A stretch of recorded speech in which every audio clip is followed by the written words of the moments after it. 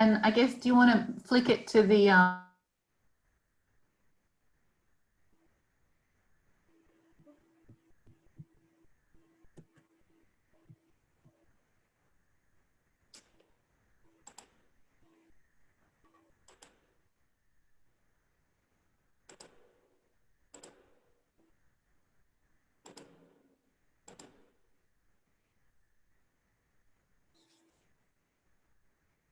Anne-Marie, I think you're frozen.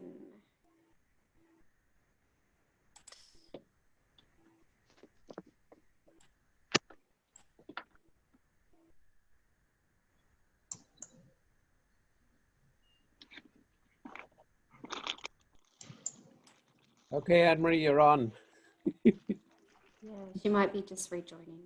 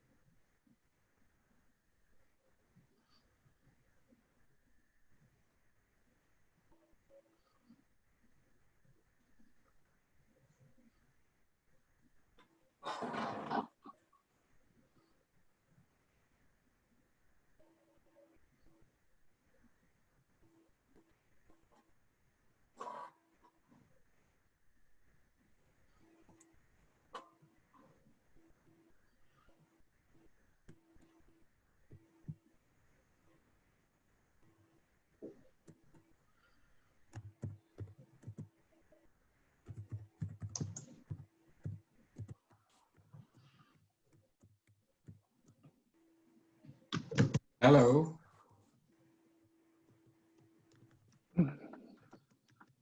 Hello, Henk. Hello. Okay, maybe didn't hear anything, and Pia Mekela said something in the chat box.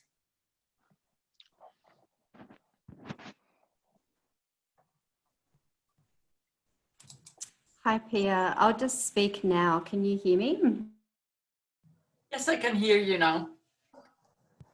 But I haven't heard Anne-Marie for a while. She's I think quiet. she might have logged off, but I'll check in with her.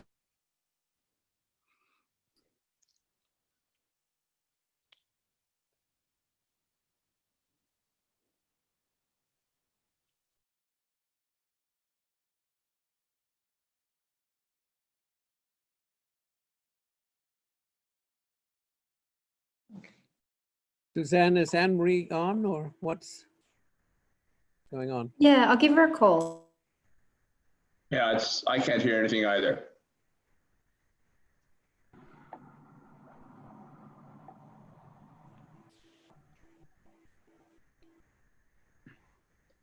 Well, Robin, I think it's time to start singing something. All right.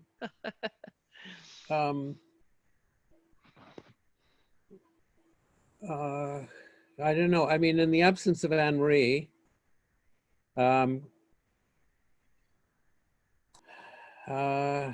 welcome everyone. Yeah, Anne-Marie has asked me to replace her if something went wrong, but I see Susanna is calling, so let's wait one.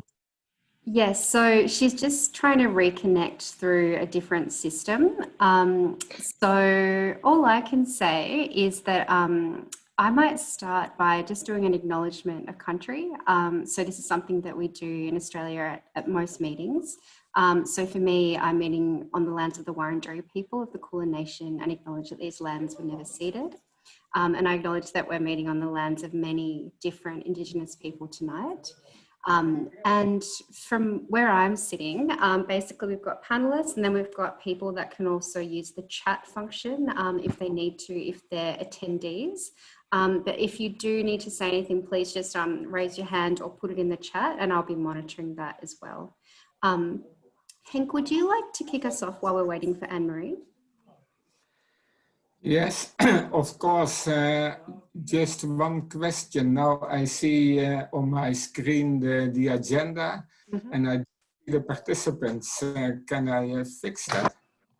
Otherwise, I can't see whether someone is asking a question. Oh yeah, that's okay. How about I can monitor the chat. Can you see? No, Can you hear me now? Yes, we can hear you. I'm sorry about that. The Wi-Fi just crashed. I don't know why. But welcome everyone. Over to you. I don't know what I've missed, but thank you. Yeah, for putting up with this. Have you already been through the chat and the Q&A and all of that kind of thing? Or should we? Yes, I've Yeah. just done a very quick acknowledgement of country. Just said that people are very welcome to use the chat and the Q&A if they need to, or to raise their hand otherwise, and that's about as far as we've gotten. Okay, great. All right. Well, it's I mean, it's been such a very strange year, but it is wonderful to see the panelists and to have all of you join us online for this webinar. I'm sorry that not all of you can be visible and be on video, but it's lovely that that some can, and we hope that you can participate through the chat and the Q&A. I wanted to thank Suzanne in particular for facilitating the webinar. She's done a terrific job. And I also wanted to welcome everyone, even though we're not together in Warsaw, which is such a shame.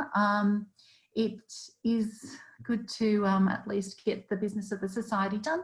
And I guess we better start moving on that. And I did want to thank all of the 2019 elected committee members on the slide. I was really remiss of me. I didn't introduce them all at the meeting last time. So maybe Petra, next time when you have this meeting, when you get the new members, you need to introduce them, not like I did. But I really appreciate everybody's work and the continuing members as well. So I guess we need to look at approve the agenda, which you will all have seen a copy of, and I will flash up it. Is there anything else that we need to add to the agenda as other business at this point? If there is, perhaps I'll get you to post that in the chat, and maybe Suzanne can take a note of it and we can add that to the other items at the end. So I think I need to get it approved. Does anyone want to put up their hand and approve? And second, so Henk's approved and Justine or Harold's seconded.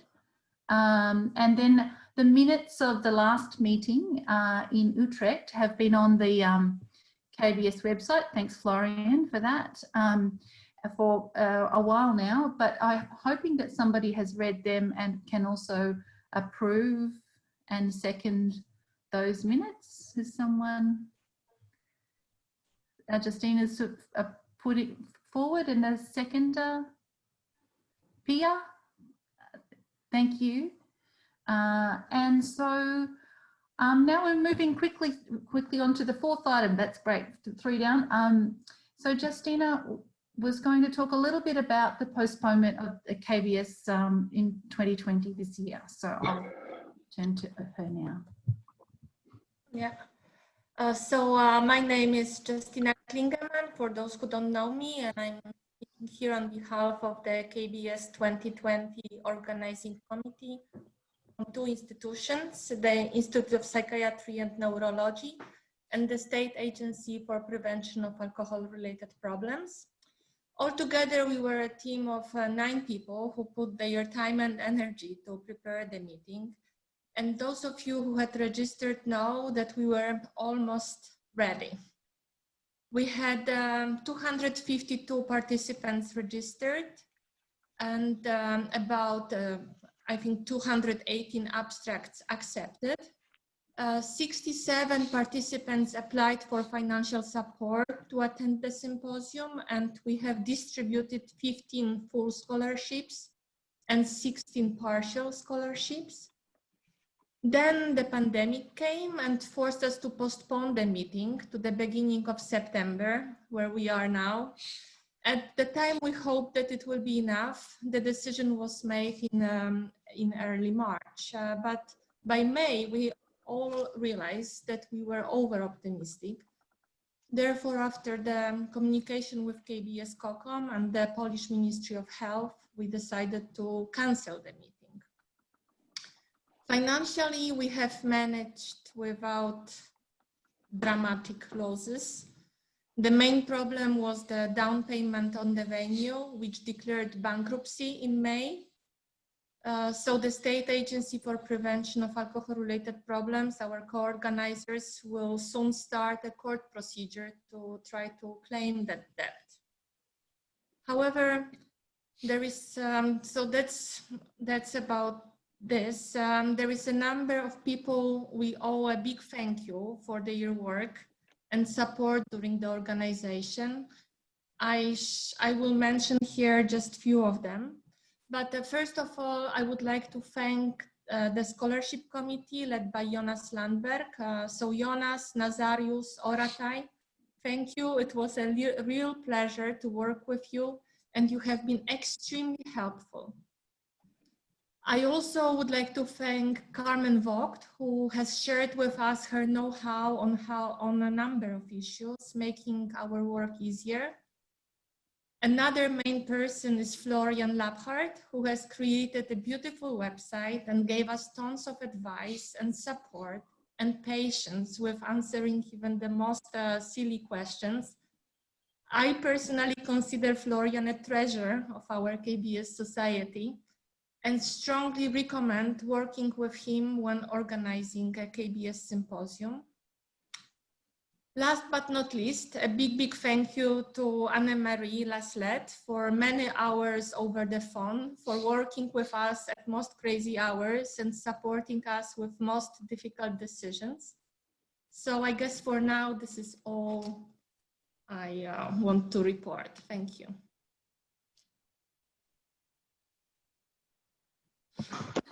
Thank you, Justina. Thank you very much. We are so grateful for all the work, and we were so excited about coming to Warsaw, and hopefully we still will be able to. So, but thank you for all that effort and for coping with the heartbreak and for caring for us so much, even though we we're still standing. Yeah. Yeah. And so I think I'm just wondering if the next year's symposium will be in Helsinki, but at least Susanna, is the next agenda item, the next slide? Okay, no, then one down again. So that's the next one again. Okay, so what we've decided to do is just quickly, we would like to bring 2 items forward because we have Neve has to leave, but we also thought it would be exciting to begin the meeting by announcing the Ole Jürgen Skog Award, and so we would like Norman, who is kindly acting in for Annie, to make a formal presentation well, I will let him announce the award. Thank you. Thank you, Anne-Marie. Good morning, afternoon, or evening, whatever time it is in your place. I'm Norman Giesbrecht. I'm a member of the Ole Jürgen Skog Award Committee. I would like to thank the other committee members, Annie Britton, who is the chair, Tasia Huckel, Ileana Pinsky, and Rob Price for their work on judging the 12 papers that were submitted for this competition. This committee took significant time to carefully read, check, and evaluate the papers based on 3 evaluation criteria, which were significance and innovation, scientific merit, and quality of the presentation. Excuse me. Ole Jürgen Skog was born in 1946, and early in his career turned to alcohol research. He undertook his PhD on the distribution of alcohol consumption in Norway. He worked at and headed for many years the National Institute for Drug Research in Oslo. His most powerful contribution was The Collectivity of Drinking Cultures, a theory of the distribution of alcohol consumption. It describes how alcohol problems were rooted in drinking patterns among ordinary people, and that there was a gradual transition between regular consumption and problematic drinking. He tackled big questions and pursued them fearlessly and skillfully. On behalf of the committee, I would like to thank all candidates for this year's Ole Organ Skog Award. There was an excellent selection of papers from a wide range of countries on many different topics. In my view, it was not an easy decision to choose one given the high quality of the contributions.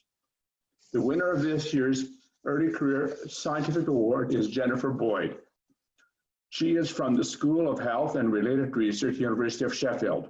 Her paper is entitled Causal Mechanisms Proposed in Research on the Alcohol Harm Paradox, a Systematic Review. To paraphrase from the paper, this paradox posits that disadvantaged groups inside society suffer from higher rates of alcohol-related harm compared with advantaged groups, despite reporting similar or lower levels of consumption on average.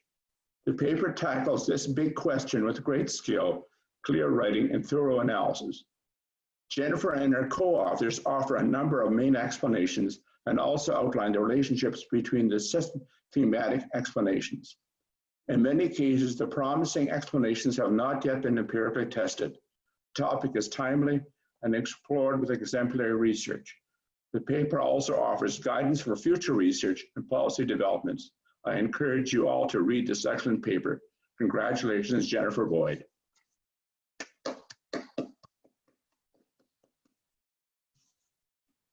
Thank you. Thanks. That was really nice words. Thank you.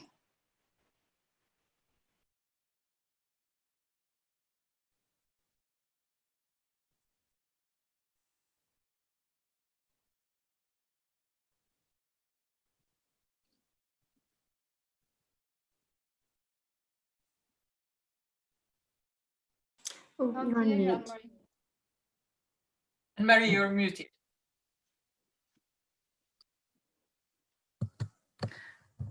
Congratulations, Jen. Sorry about that. This is a copy of the award that we will frame and send to you, along with the prize money and the I think you are also awarded KBS membership for 2 years, Ellen. Anyway, that Yes. will be revealed. And yeah, congratulations. And we're sorry that you we weren't able to see you present your paper in person at KBS, but we look forward to maybe we can find an opportunity to and ask you to present it online. I think that'd be great. So yeah, no problem. Yeah, thank you very much. Thank you. Anne-Marie, is the paper already online? Actually, I don't know what happened with the I guess nobody uploaded papers necessarily because the website was I don't know what happened to all of the papers. The website is down. It's clocked now. So yeah. Okay. Yeah, so no, well, perhaps as a COCOM we can think through that and work out how we can celebrate and circulate the paper. But yes, congratulations. So now I think we turn to Pia. Actually, my colleague Sara will start. She comes from the University of Helsinki. Sara, are you ready? I'm ready. Hi everyone, my name is Sara Samivara. I'm not a member of the KBS, but I've been helping our Helsinki conference team with the practical organization during the planning. So as you can see from the photo, the KBS Helsinki will be on the first week of June next year, after a lot of changes in the plans. And we have been planning the meeting for quite a while now, and we are multiple organizations. I am from the University of Helsinki, and as probably many of you know, Pia is from the Finnish Institute for Health and Welfare.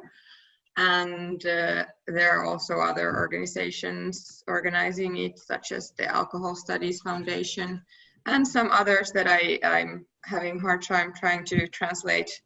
But yes, we're many. And in the first slide, you can see the beautiful center of Helsinki. This is the central square and the Helsinki Cathedral in the photo. And right behind it, you can see the main building of the University of Helsinki. So it is really centrally located. And if you go to the next slide, here you can see the same building in the front, and on the on the area that is marked with red, you can see the conference venue building. So it is offered by the University of Helsinki for free for us to use for the conference. And that is also a good thing regarding the weird times we're living in. So if we don't have a lot of participants, it will be flexible in terms of price and so on. But so it's very much in the center. Next slide, please.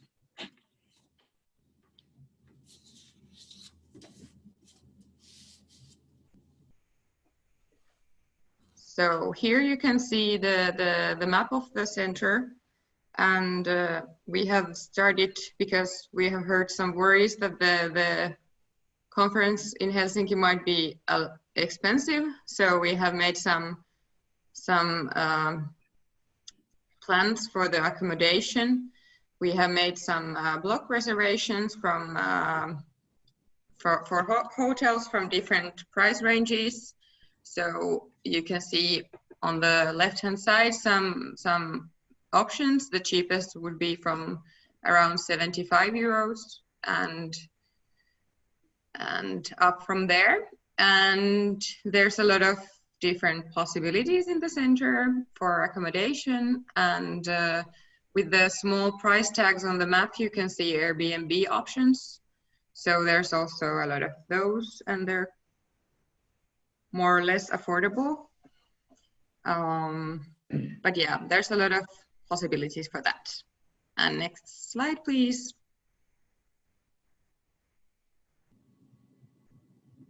And another worry we have heard is the weather because of our Nordic location.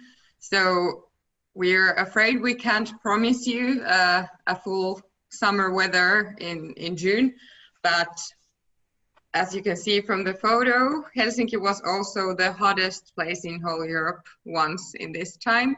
So it might be that it's also warm, but it might also be that it's 10 degrees Celsius and raining. But we'll hope for the good weathers.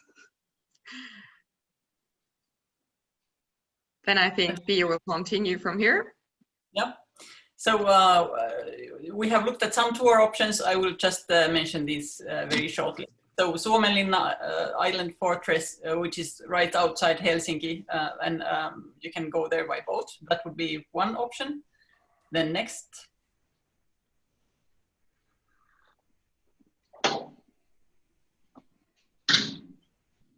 Can I get the next slide?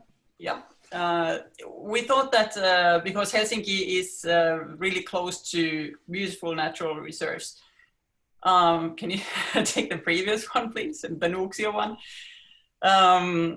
So we would offer the option to go to a real forest and real nature walk, which is 40 minutes outside from Helsinki. The next one, please. Then we have more urban options in mind. When you come to Finland, you of course have to go to sauna. And there's this very central sauna option, which we can make a tour to, and then a Helsinki walking tour combined with an urban brewery visit. But we'll look at the details of these later on. Next, please.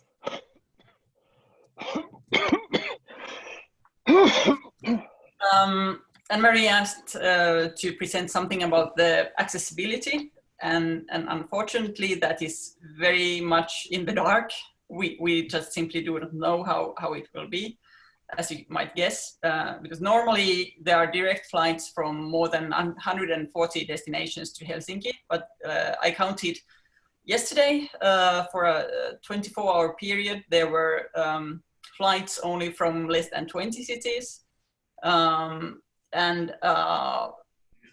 Finland has a really good situation with the COVID currently, but it's partly because we don't allow many people from many other countries to come in.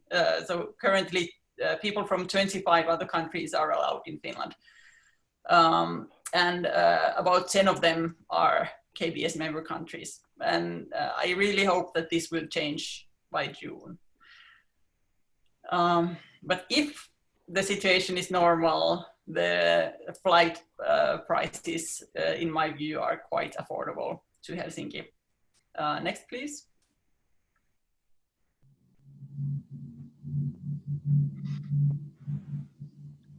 So I think this is the most important bit, perhaps, to think about, like, what if people still cannot travel in June?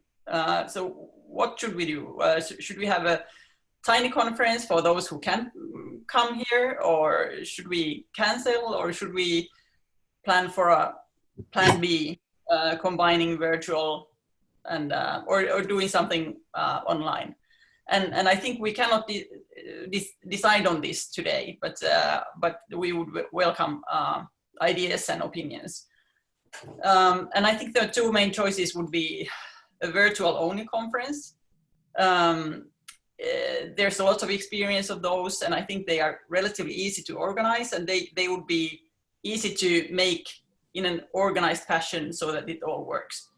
But then again, I think it would be a huge disappointment. It doesn't allow any interaction, and it doesn't allow discussions. And I think the face-to-face meetings and discussions are very central to the KBS spirit. And we have thought about also arranging a hybrid event, which would combine a face-to-face meeting and an online option. It would be good to get the, how do you call that, square away from the screen. Is that, yes, thank you. Sorry. No problem. But it's not very, it's not a straightforward or easy option either. If you wanted to have a high quality technical solution, that would be streaming, but streaming is very expensive and you cannot do that in about 40 sessions that we have. Now I lost the slides. So perhaps we might think about a lo-fi option with using Zooms or equivalent programs, so that in every room we would do something like this with the computers that are in the rooms. I wrote there that discussions in the room might be hard to hear online, but I have heard today from the experts in DHL that this should not be a problem. But what would be a problem is time zones. That somebody mentioned that there's the possibility of echo sessions, so that same sessions will be arranged again 12 hours later, but that's not just impossible for 40 sessions. So time zones would remain a problem. Perhaps if this is something that is lo-fi option and not very risks being a bit chaotic and not so 100% equivalent for the online participants, I would perhaps hesitate to offer it at registration. But I would very much welcome hearing other people's opinions about this possibility. And this is all we have for today. Thank you. And we welcome you all in Helsinki. We really hope that you can all make it there and we can meet. Thank you. Great. Anne-Marie's just having some technical difficulties. So is there any questions or comments of here?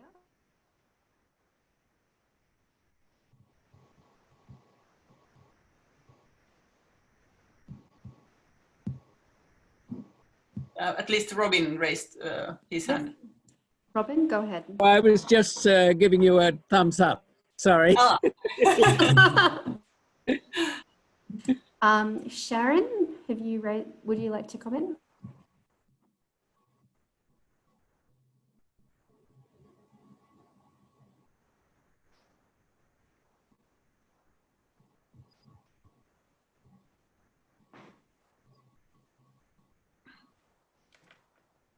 I think Justina, want to say something? Sure, go ahead. Yeah, I see your pain and difficulty with making the decisions, and I guess that stage it's much too early to really organize or make any decisions at that stage. But from our experience, I can tell you, and you'll know it also how it was. You were following our struggle this year. That situation is changing very dynamically, and in many ways. You have to at some point set up the date in your mind when you will just be able to assess the situations and make the decisions regardless what will happen later, because otherwise you're waiting and waiting and waiting, and it's very frustrating and stressful. Just now it's still many months ahead. So you need to kind of in your head organize two different conferences, I guess. Voice is not coming on. No, parallelly. Yeah. I'm going to go to Sharon. I've just tried to unmute you. Did you want to comment? Yeah, I tried to unmute. Can you hear me now? Yes, we can. Thank you. Okay, I would just say that our son, one of our adult children, graduated from Yale University, and they had an entire 25-year reunion on Zoom, and it worked well. And so I think it can be done. And he also said in another context that the technocrats at Yale would be glad to help us if that's what we decided to do. Thank you. Thank you. And I've also got a raised hand for Jay Moskalewicz. So I'm going to unmute you, please. Would you like to comment?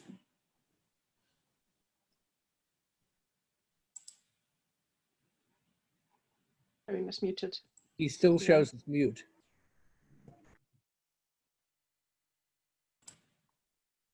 Yes, he's got access to unmute if he wants to, but okay. Yes. All right, so Jay Moskalewicz, do you want to comment? Okay, I'm going to leave him. Pia, did you want to comment on anything? Hear me now? Yes, you're there. Go ahead. Okay, thank you so much. So it would be good to know when you have to make final decision to cancel the residential conference to prevent any costs. Because it depends on epidemiological situation, but it would be good to know how to plan that. We have the very... Yeah. Jacek, we have the very good luck of being able to have the conference at the university, which will give us the space for free. So we can cancel it anytime there is a need, without any costs. That's very good. Thank you. Right, Petra. I see in the chat that there is a big preference for hybrid sessions, but I just thought in terms of the nightmare for the organizers to try and plan a virtual conference at the same time as planning a face-to-face conference, whether it might be easier to sort of treat them as separate things and have a, if it was all virtual or if it was all, you know, people are coming with very minimal virtual thing, whether that might be a bit easier and just set yourself a deadline by what time, by which time you want to decide. When I could imagine that, you know, you can let those things run side by side for quite a long time, because fully virtual, as you say, is much easier to organize compared to a hybrid. So if it looks as if things are okay, then assume there is a proper face-to-face conference with maybe just the plenaries, you know, virtually, so if you somehow streamed. And if not, then go fully virtual, because that allows you to keep it flexible as long as possible, I guess. Because I could imagine that in May next year, we'll be in a similar situation where we just can't tell till quite late on whether there's going to be quarantines or lockdowns or whatever, unless, you know, there's a good vaccination around, which at the moment we can't tell. You know, it might be very last minute that you need to make that decision. And I think hybrid conferences are such that last minute decisions may not work as well as moving a fully face-to-face to fully virtual at shorter notice. But I mean, just have a think and work out what would work best for you. And the attendees, who obviously need to somehow get to there, if it's a face-to-face, have flights that they can cancel and hotel accommodation that they can cancel and so on. Pia, did you want to respond to any of that? Thanks for all the input, and I think we will be keen to negotiate this final decision with the COCOM, that we'll have to wait until perhaps, I don't know, November before we put out the call for abstracts, and we'll see what the vaccine situation looks like and what the world looks like, and then, yeah, we'll just have to try to survive and think about it. But we'll resort to the COCOM, help of the COCOM. Thanks. Okay, thank you. Can I just check, are there any last comments or questions on that item? Just if I can say something. Yeah. Yes, please go ahead. Okay. Yeah. I think we have to be probably a little bit more realistic at this stage. It will be quite a surprise at this moment to us to have a full conference the same way we had in prior years. I think it's more likely that the conference would be something like the Formula One race this year. So what I mean by that is that a lot of European countries, maybe Australia and New Zealand, would be able to make it, and then a lot of other places like here in Mexico, we just wouldn't be able to make it. Not because we don't want, but because the experience has been this year that we had to cancel a lot of flights, and we could just not enter the country. So why don't you take that into consideration? The likelihood for the meeting in Finland have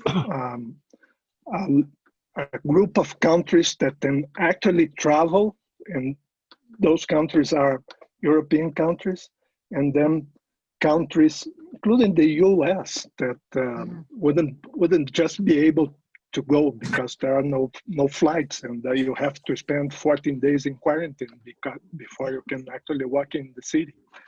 So that's my point. I think being a little bit more realistic would not be nice, but maybe would be a little bit more wise, I guess. Yeah. Do you have? I agree with you that that there's a high chance for that. But do you then have a preference for either a completely virtual conference or would a hybrid conference? I think that's something more like a hybrid conference, in the sense that you do the conference. I mean, if you put the names of the countries that you just checked yesterday that are able to enter Finland today, it would be just EU countries, correct? And maybe again Australia or New Zealand. Yeah. So if something like that happened, it's still happening in the beginning of next year. Then you plan a conference where you have a bunch of countries that can actually travel, and then a bunch of satellite countries that will join the meeting online or some form of that. Thank you.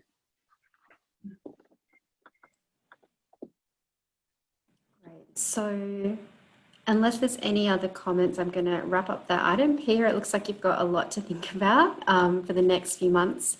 Now, I'm so sorry, I don't know how to say your name, but it's Niamh. So we're going to go over to you for the ICRA report. Thank you. Hi, thank you. It's Niamh Fitzgerald here. So this has been moved up on the agenda as the report from ICARA, which is the International Confederation for Alcohol, Tobacco and Other Drug Research Associations. And I have some slides which I think Suzanne can share. Yes, I'll share now. Apologies, I need to leave at 1:55, so that's why it's been just juggled a little bit for me.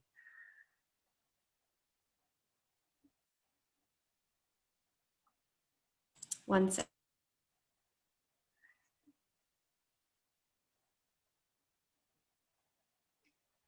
You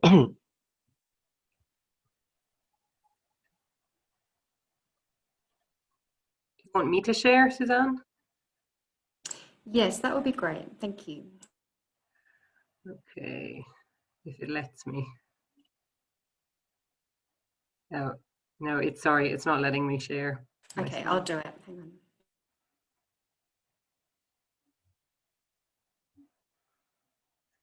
So we have also had a similar year to, I think, most of our member organizations in terms of having to reschedule things and adapt to this new world. And we've been trying to see how we can support our members, I guess, as a confederation with the changes that are happening. So thank you. So just for those of you who are not familiar with ICARA, it's an umbrella organization. Our members are organizations like KBS and also national societies for alcohol, tobacco, other drug or behavioral addiction researchers. And I guess we recognize the value of bringing researchers together in networks, in societies and associations. And we're conscious that whilst I suppose of two things really that had led to the formation of ICARA. One, that there's shared learning across those organizations, that we don't all need to reinvent the wheel in terms of how each of those organizations might work, might operate, might support early career researchers and so on.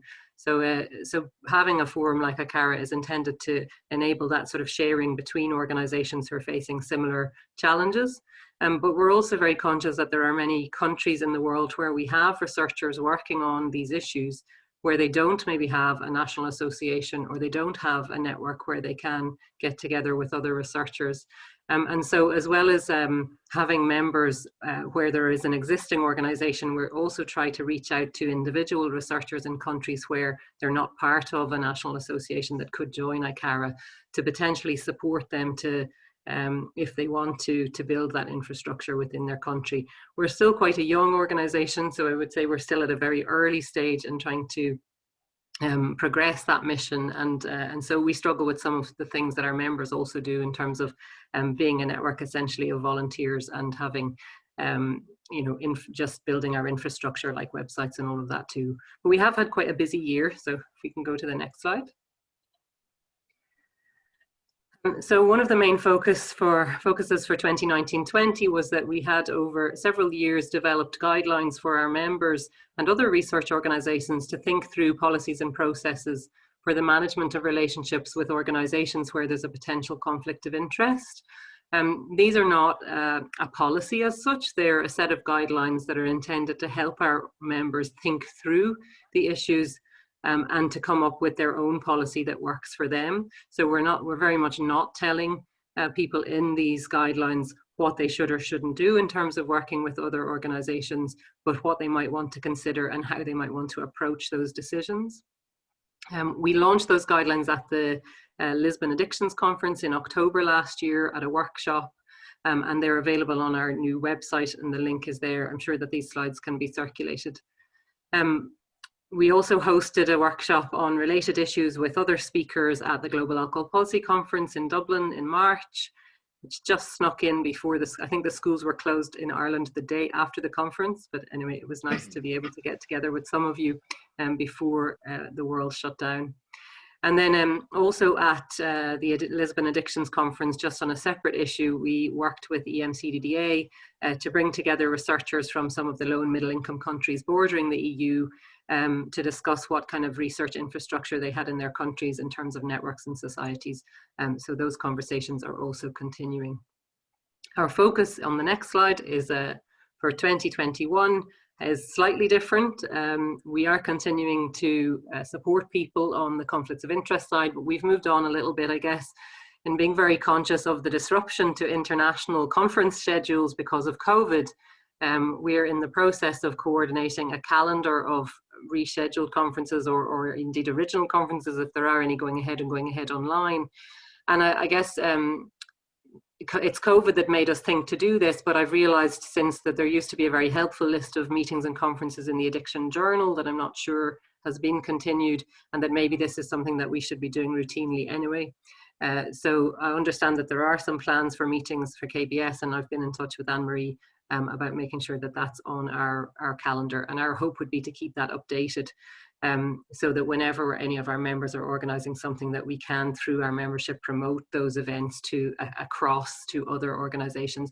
I suppose I'm conscious that whilst I'm a member of KBS and alcohol is my main research interest, there may well be meetings that are organised by other international societies or national societies that I wouldn't hear about because I'm not a member of those societies, but I might still be interested in if they hit on sort of some of the other topics that I work on. But you can't kind of join everything, I think. So the other thing that we're working on is specifically with that, the initial calendar is for all addiction events at Alcohol, Tobacco, Other Drugs, but we're also looking to curate a series of COVID-themed webinars. So I know that some of our members are already working on COVID events, and it would be our intention just to include those in a list with your permission. But we're also going to offer, with NAO's help at the University of Johannesburg, and hopefully with some sponsorship from the Society for the Study of Addiction, but that's not confirmed yet. We hope to sort of put together a schedule of webinars and offer each of our members the opportunity to curate one of the webinars. So I understand that there's maybe already a KBS webinar event on COVID planned in the new year. So we would be happy to include that and or include a specific webinar for this ICARA series also. And I guess just to mention that we had scheduled a meeting last September, which is now rescheduled for a year ahead. And we would hope to continue with that, but also with all the same caveats that Pia mentioned. It was also in Helsinki, but in September. And we had confirmed some really interesting speakers, I think, for that. Rosalie Pekula is also the president of the International Society for the Study of Drug Policy. So, so not exactly in KBS's main interest, but maybe of interest to some of you. And then finally, just one of the things that we're thinking of, it's really just an idea at the moment, but is worth mentioning because KBS, I guess, has such good infrastructure and is well established as an organization. One idea may be that where some of the individuals that we're in contact with in low and middle income countries are wanting to set up something, would there be an opportunity to twin those colleagues with an established organization that could help them with a website or with just what policies and procedures they might look like, or just really provide some mentoring in terms of what that might look like. So that's really the ICARA report. The next slide is just our contact details. So we're on Twitter, please do follow us. We're still fairly young on Twitter, so that would be great. And we have a new website if you've been familiar with the old one, just to point out that it has changed. I'm happy to take any questions if there's time, or feel free to just email me questions if we don't have time. Yes, questions are fine. Would anyone like to ask anything? Oh, and I think I can see Anne-Marie, so I'm handing the chair back over to her. Thanks, Suzanne. Sorry for my technical difficulties. The house's Wi-Fi's never been unstable like this before, so I really apologise. I think now that was great to hear what ICARA does, and I think there's some connections that we can support and increase with them. But now I think it's because I guess I've missed a little bit of the agenda, but we're now back to I think Justina, is that right? We're going to talk here a little bit about Warsaw in 2022. Now, I hope that Justina can share her screen and that's all smooth. Great, thanks.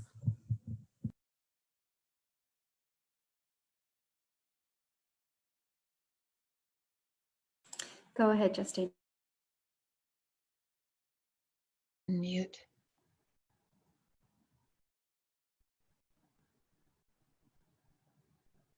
Justina, you're mute.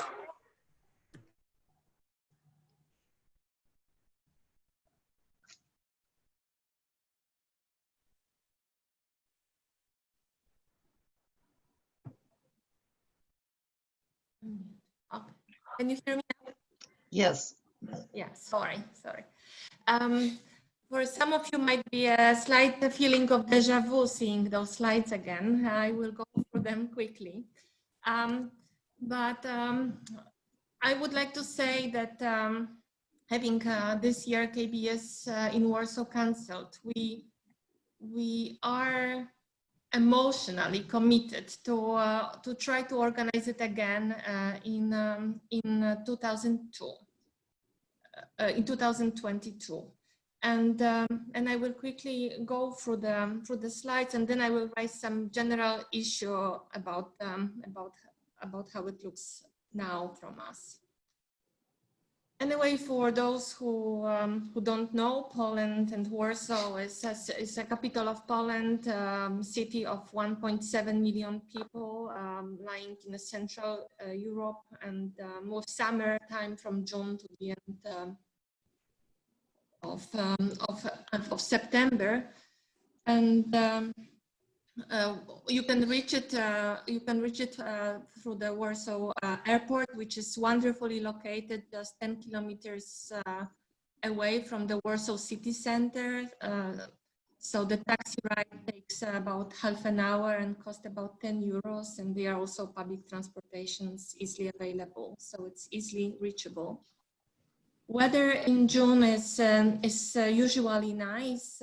It's somewhere on the border between spring and summer starting. Average temperatures around 18 Celsius degrees. So there are some June pictures from Warsaw as it is in pre-COVID times. No one wearing masks, as you can see. For those who arrive early, we have a wonderful event happening on Sundays in one of our centrally located royal parks. We have outdoor Chopin concerts performed by wonderful pianists. They are outdoor and free, so try to arrive Sunday morning and attend that event like that. For those some of you might notice we have a different idea about the conference venue. As I said earlier, our venue got declared bankruptcy. So we're now looking to organize conference in a very centrally located Novotel hotel, which is part of the Accor groups. We believe that's safer. Hotel is really very centrally located and very easily reachable. It's a 4-star hotel. The venue has quite nice conference facilities, and actually that was our choice for a hotel if we would do it now in September. Again, I'm showing you some pictures. Those are the rooms, but you don't need to stay in that hotel. Around there is a whole number of the cheaper options, and also hostels and Airbnb apartments. So for sure there would be lots of cheaper possibilities, also within really walking distance. They promise to be all safe even now, so that's good news. Then when it comes to the welcome reception, we would like to have it in Royal Castle, in the Golden Room of Royal Castle, and that would be something quite lovely, we believe. As to the social dinner, we would consider 2 places. One is the restaurants by the Royal Castle, and it's some sort of basements of the Royal Castle with the wonderful garden, as you can see on the pictures. Second option is more industrial option in the Praga district, in the old factory. Actually, they were producing rubber shoes some time ago. It's quite charming. There is a place for dancing and for dining, as you can see on the pictures, so that would be another option to consider. As to social tours, we have 4 general ideas. First idea is called Royal Sound of Chopin. It's the tour which includes visit to the Royal Łazienki Park with the palace on the water and unique court theater, followed by a walk through the representative governmental district to a Chopin concert. So you can see some pictures. Second idea is called Like a Phoenix from the Ashes. That's how we think our Warsaw raised. It's the visit to the Old Town, the pearl of post-war reconstruction in details, and the UNESCO site, followed by the nice and relaxing cruise of Vistula River. Third option is the Jewish Warsaw tour. Warsaw was a home to a biggest Jewish community in Europe. One can visit the numerous Jewish heritage sites, followed by a tour with an incredibly informative exhibition in the Polin Museum. It's a Jewish history museum. You can see it on a picture. Designed by the wonderful Finnish architect, by the way. Fourth idea is called Polish People's Republic Revisited. This is a tour of the places related to the real socialism era, followed by the visit at the Museum of Life in the Polish People's Republic. And at the end, seeing the panorama of Warsaw from the top of the Palace of Culture and Science, which was a gift from Stalin to the Poles. There are also a number of possibilities for those who want to explore Warsaw on their own. Here is the slide from the very nice interactive Chopin Museum. That's the slide from the National Museum. That would be Warsaw Uprise Museum. And at the end, Vodka Museum, for those curious about alcohol. As to the financial support, we have promise and will from the State Agency of the Prevention of Alcohol-Related Problems to continue and try to support us financially also in 2022. However, what will happen quite soon, probably next year, the State Agency for the Prevention of Alcohol-Related Problems will be merged with the National Bureau of Drug Prevention. So there will be new organization.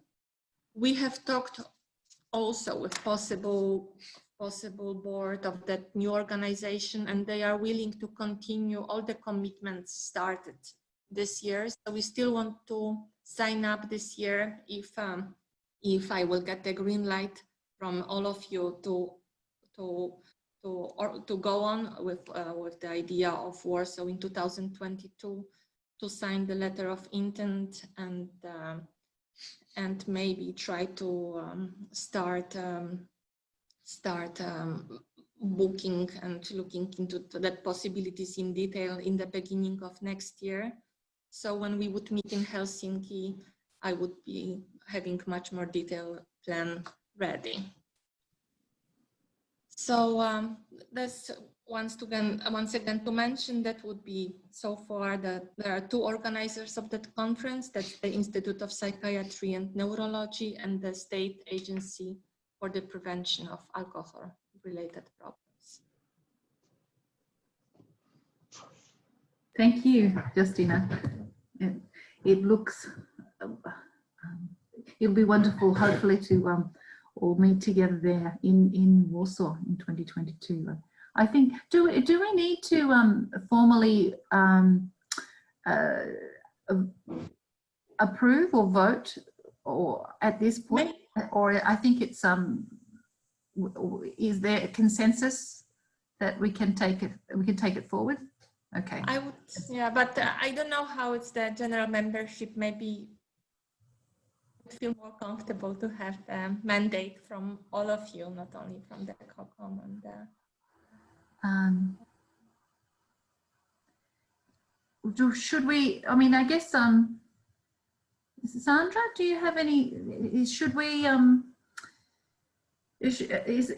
do we need to, I think, I mean, perhaps if there is anyone in the general group who, because we can only communicate, unfortunately, with the rest of the membership through the chat, but if anybody on the chat would like to put forward their approval or their disapproval, could that? I've got one raised hand from Jay. Jacek. Yes. Jacek. Jacek. Okay. Yes, I can only see your first initial. Would you like to go ahead? Yep, thank you. I understand you can hear me now.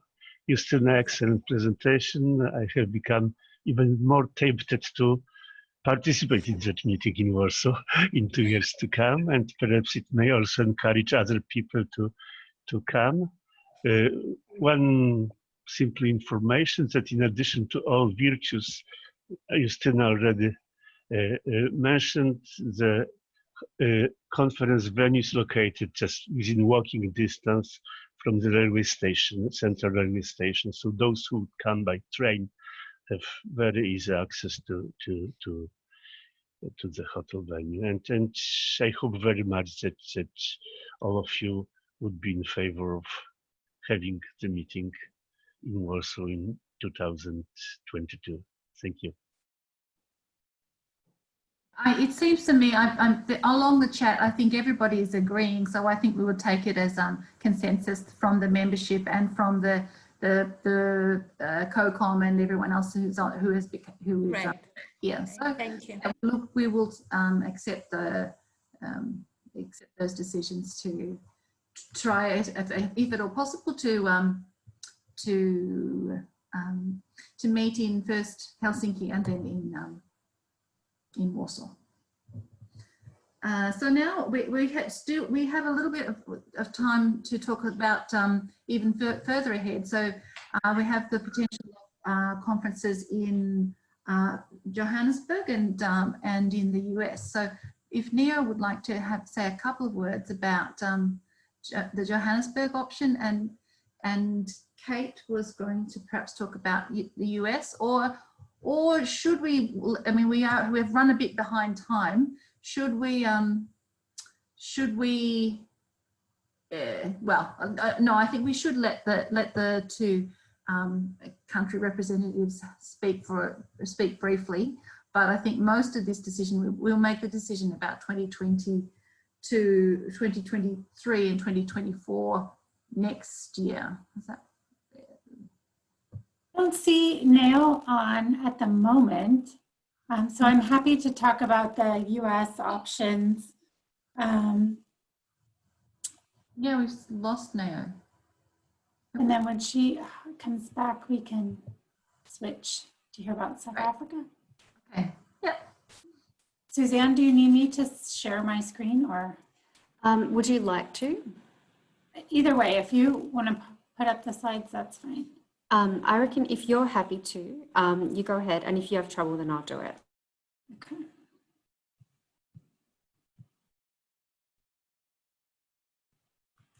Susan, I'm sorry, but I see on the chat that Kim Bloomfield is trying to say something. Let me check. Hang on. Okay.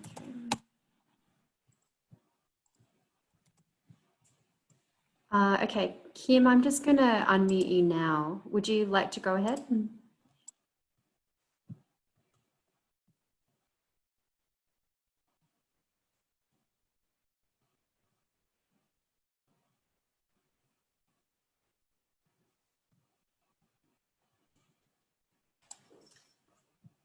Kim, you should be able to speak now. No.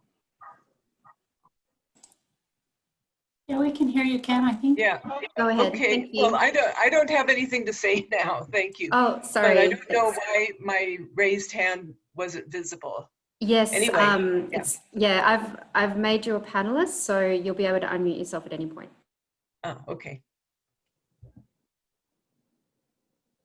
Okay, so I'm Kate Carricker-Jaffe, and I'm an alumni of the Alcohol Research Group in Berkeley, California. And now I have switched organizations recently, and I am working for a research organization called RTI International. And I'm still based in California and still collaborating closely with my ARG colleagues. And we've been talking over some time about the possibility of hosting a KBS meeting in the US in the near future. But one of the things that I've been really worried about is just the cost of the San Francisco Bay Area for international attendees. And so I wanted to present today a new option that's come available with my new affiliation that we could consider. And I'd love to get people's feedback if we have any time. So one option that we have is to hold the meeting in North Carolina. RTI International could be the host organization. We're headquartered in Research Triangle Park, which is in the middle of North Carolina. RTI has facilities that can be reserved at very, very low cost or mostly free, including an auditorium that seats 300 people and breakout rooms with audio video capabilities. And those are in different sizes. I've put on here US government rates so we can compare these two venues. Is 111 US dollars for hotel and 61 for meals. And I'll compare that with San Francisco in a minute. The RTI conference facilities are like a hotel, and we would have the ability to have everyone together for plenaries in a combined conference space.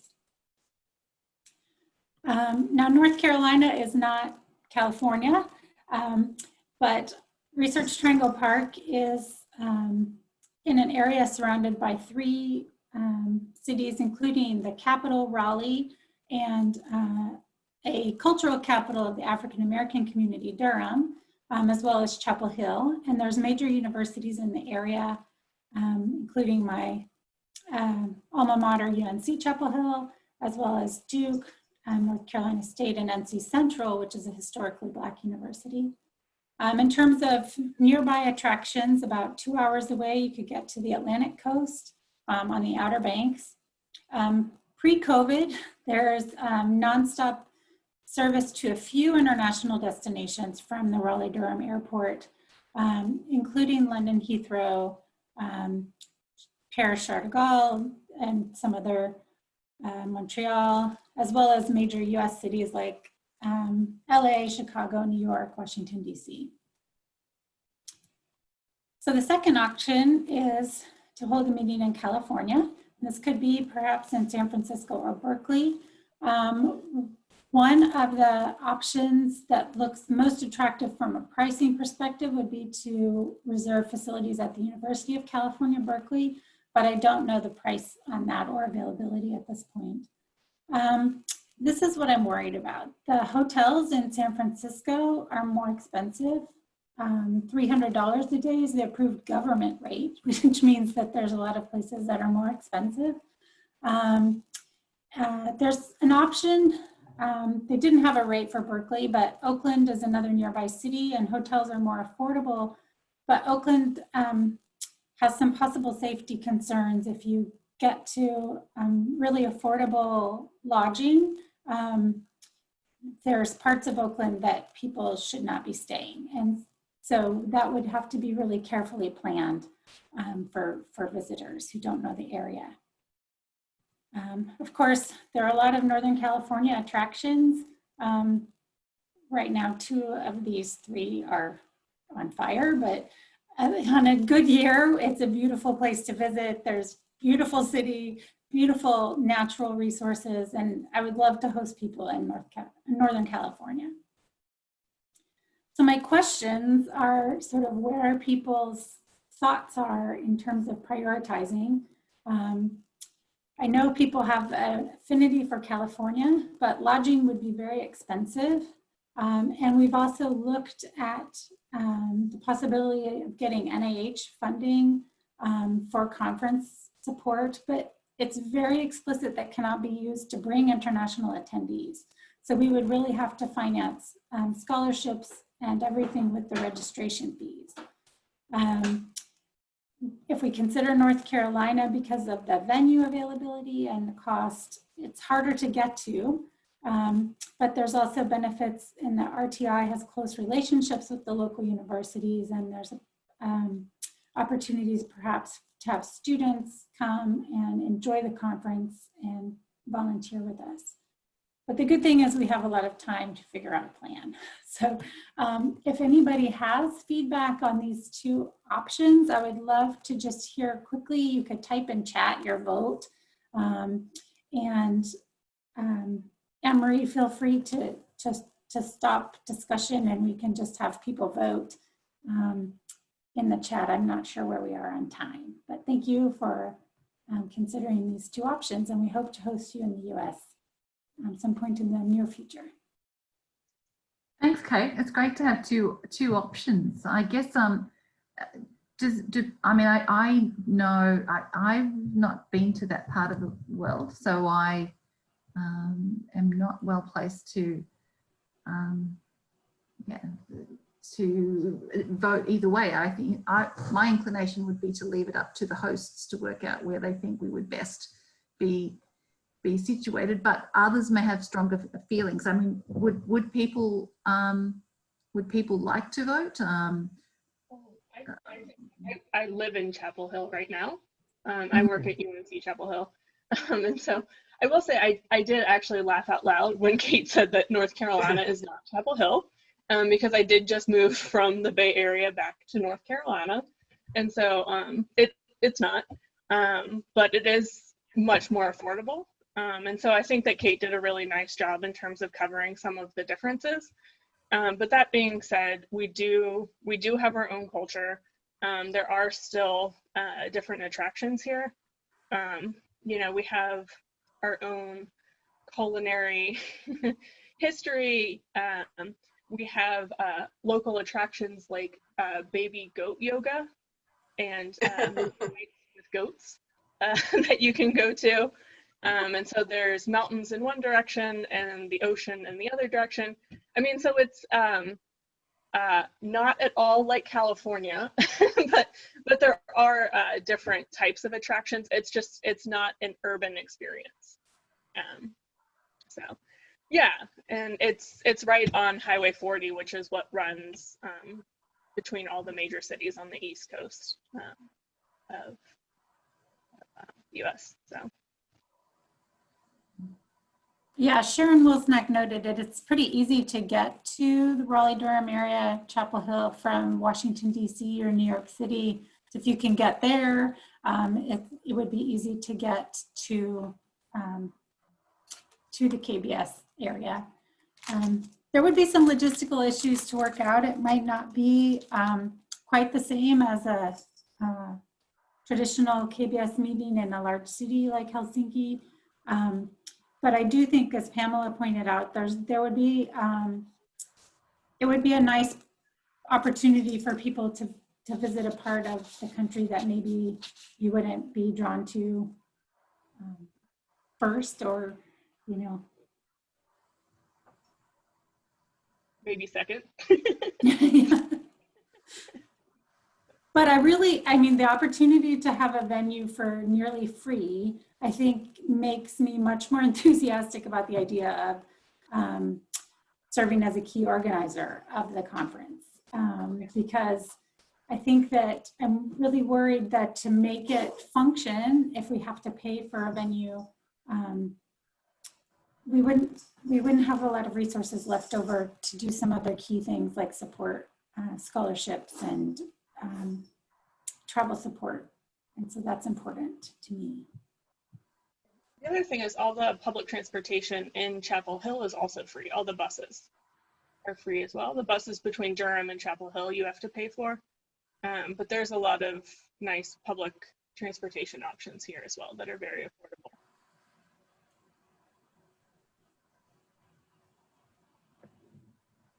I do see some other people have gotten panelist status, so if anybody has comments that they want to add, please feel free. I see Kim and Tom, and we've been talking the most about coordinating and organizing. And I don't know if either of you all have feedback.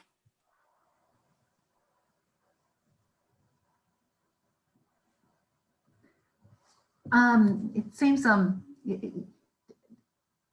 people, I don't know whether, I mean, I would be happy to go either place, I think, but I don't have a strong opinion either way. But if people do have strong opinions, that's where, maybe, or would it help you for people to vote? But then if we're not highly informed, then yeah, I guess.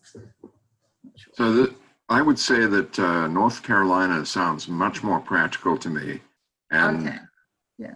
Somebody coming from California, I think it would be interesting to people in the US also to go to a venue we haven't been to. And I have been to North Carolina, and it's got many amenities that I enjoyed myself. So I think it would be a fantastic venue. And the fact that that RTI would be offering its facilities free, which seem very high, it sounds wonderful to me. This is Norman. I would support Tom's assessment. I think that'd be very interesting and more reasonable price-wise to go to North Carolina.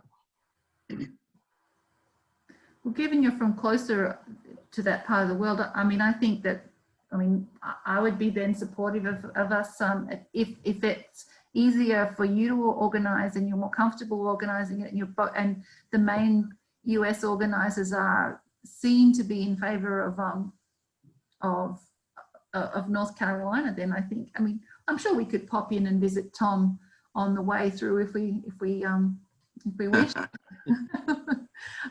Yeah, definitely those of you coming from the Pacific region would be able to, you probably would be required to travel to California first.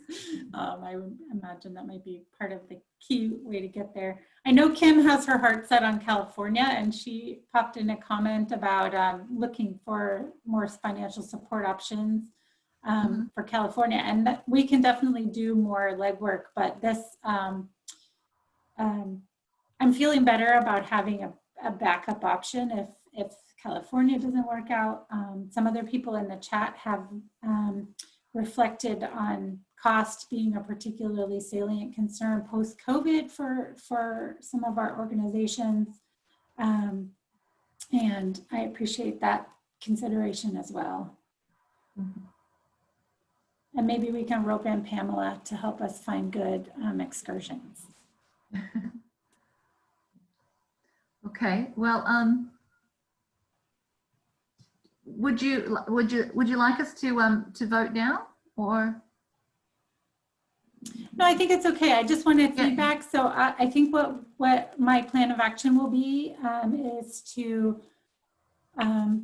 look a little bit more at the California options and then convene with US folks and make a decision, I think, and then proceed based on more information. But just knowing that people are open to the option of going to North Carolina, and that's helpful. Great. Yeah. No, it looks they look like wonderful options. It would be wonderful to come to the US for a KBS because we haven't been there for a long time. And Nia was going to speak about Johannesburg and South African options, but it's not here. So, or if you are here, Nia, please speak up. Perhaps we'll have to leave. We can come back to Nia if she returns, and perhaps we would. I mean, Nazarius also mentioned that if there were no other, that Uganda would be willing to host us if we were left in the lurch and there weren't other places keen to offer their hospitality. So that's great to know as well. We need to move along. The technical issues have taken up some time. I'm sorry about that. But now Robin was just going to give us we were going to have a summary of some of the thematic meetings, and Robin was going to quickly go over the recent one that was held in 2019 in Melbourne. Yeah, thank you. Next slide, please. I think it's the next slide. There we go, yes. Okay, so the meeting was held on the week of September 30th to October the 3rd. Was co-sponsored by groups at 2 universities, at University of Melbourne as well as at La Trobe, and had support from 2 Australian NGOs, from the Foundation for Alcohol Research and Education and from the Vic Health. We had about 60 participants from 15 countries. This is looking at the program. I think there may have been a few more than that. It was 3.5 days, about 40 papers. And then we had a half-day public session where issues and findings from the conference were discussed with a broader group of people. And the aftermath of it is that many of the papers from the conference about public health and the global governance of alcohol are in the process of getting published. And I think some of them are up already in early view. The European Journal of Risk Regulation is publishing 8 papers on the global governance of alcohol and the public health interest. There are 3 papers on alcohol issues and trade agreements and disputes from a public health perspective that are, I think, most of them up already in early view on drug and alcohol review, and a couple of papers in the Journal of Studies on Alcohol and Drugs on the alcohol industry, and some individual papers published elsewhere. So the conference really was, they're worth looking at, I think, the papers. And if anyone wants more details on it, come to me by email. Thanks.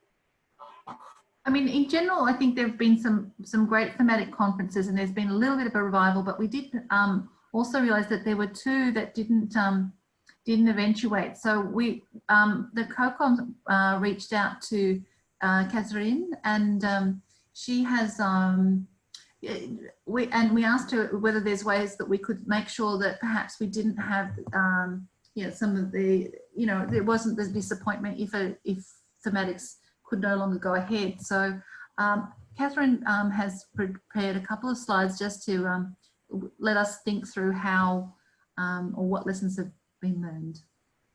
Yes, hi, thank you. Hello, everyone. So thank you for the opportunity to share a few observations and lessons learned regarding my failed attempt to organize a thematic meeting. So late 2018, I began preparations for a KBS meeting on campus-based intervention to reduce harms among college and university students.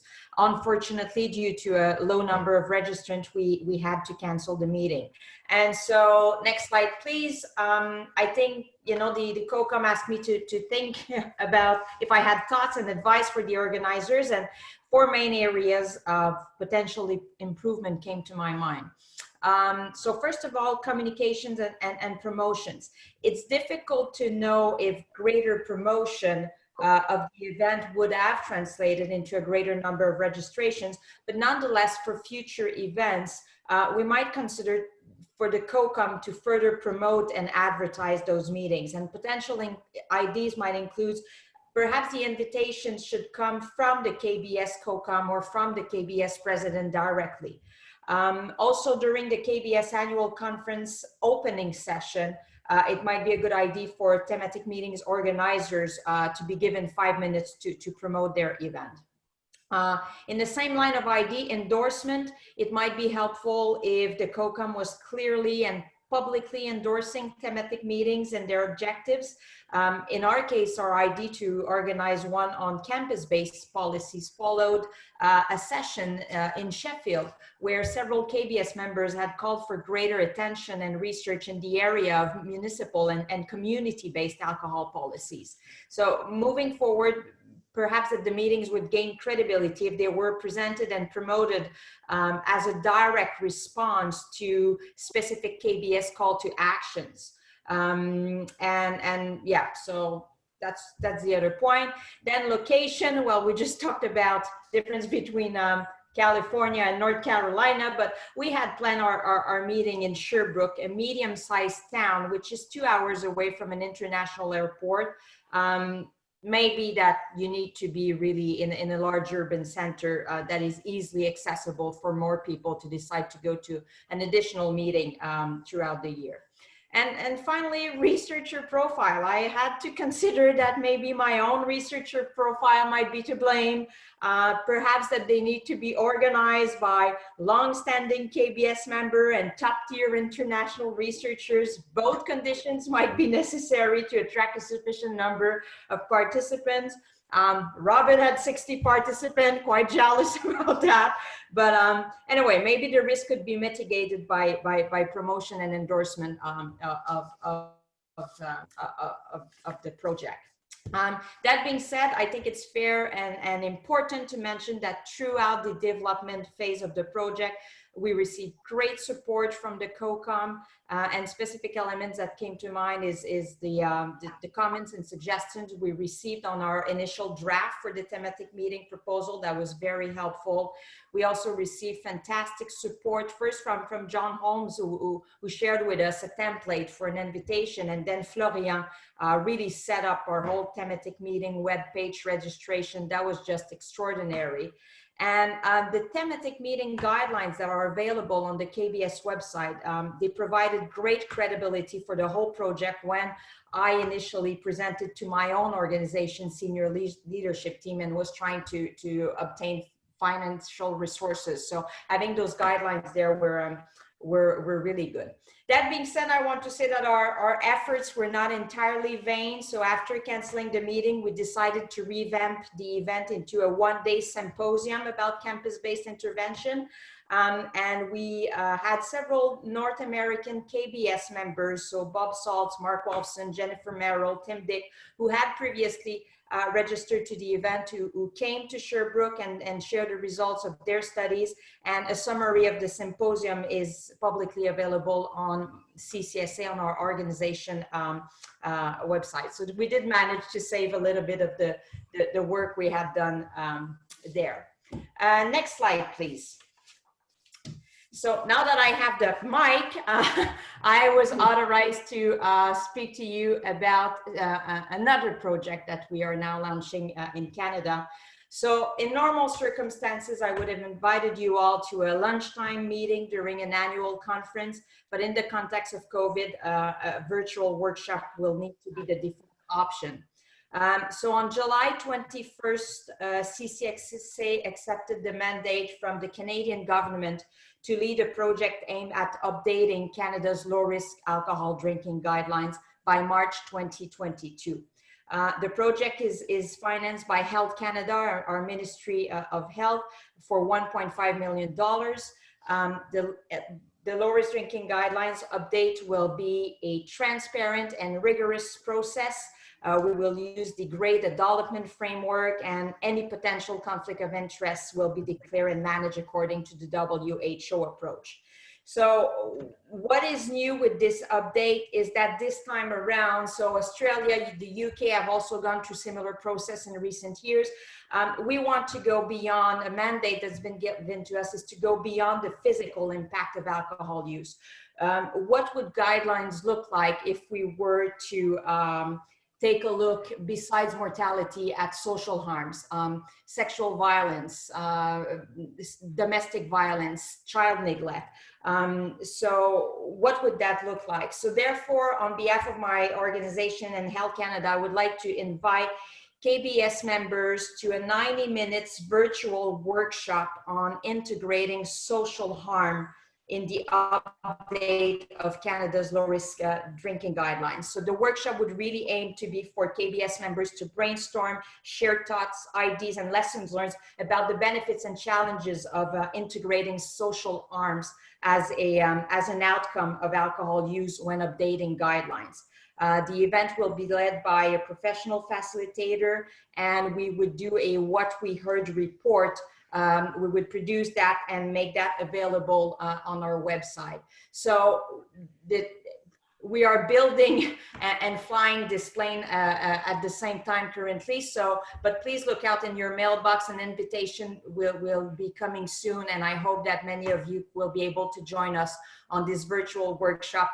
We really need your help. 20 months to update guidelines is a short time. So as much input we can get from all of you would be extremely beneficial to the project. Thank you. Thanks for the invitation, Catherine. That looks really interesting and exciting. I have a quick update from John Holmes too about the thematic meeting on youth drinking in decline. At this point, he said it's still going ahead, but he urgently needs to contact the co-organisers and find out whether it's actually going to be feasible.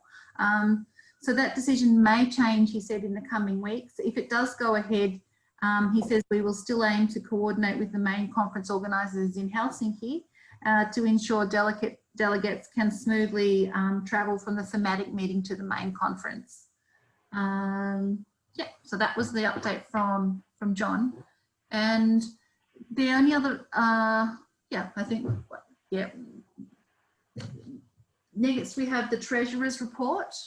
So if we take the next slide, sorry, that's a little small, but Ellen, did you want to speak to this? Is Ellen still here? Hello? I saw her a while ago. Yeah. No, she's there. Hi. Or shall I just do it? Yeah. Okay. So 140 members.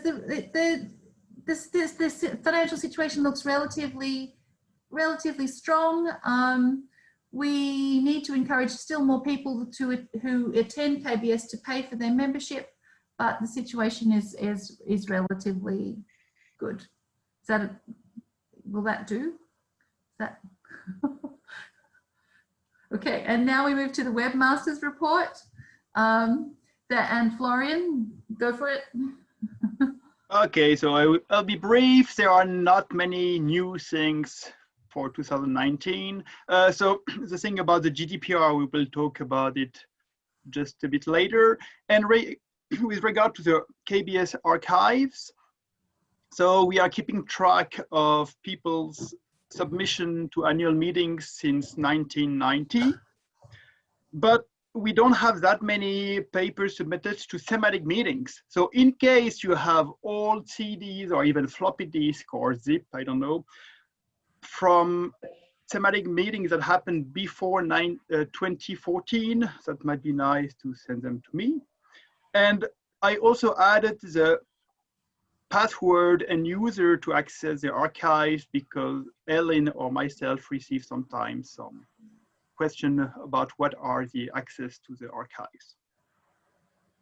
And yeah, anyway, if you have any question, just feel free to send me a message. Thank you so much. And now next slide. Yes. Yeah, keep on going. Sorry. Oh, next slide again. This one? Yeah, that's it. Yeah. So basically, during the organizing process of KBS in Utrecht, things made obvious that we needed to have some policies about how we deal with data, so our members' data and also the submission to annual symposiums. And so we quickly drafted a policy and privacy statement.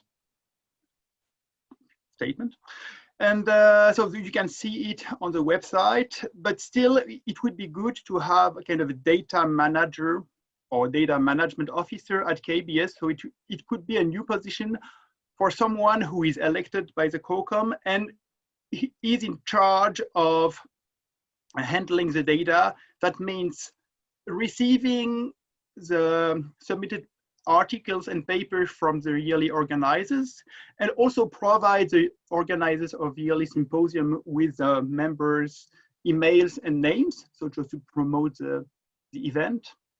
And so far it was done like that, and it would be good to have someone elected to do that, and so who is responsible for that. So far Sandra is a contact person, but it might be good to be a separate role, that it is not the webmaster or not the secretary.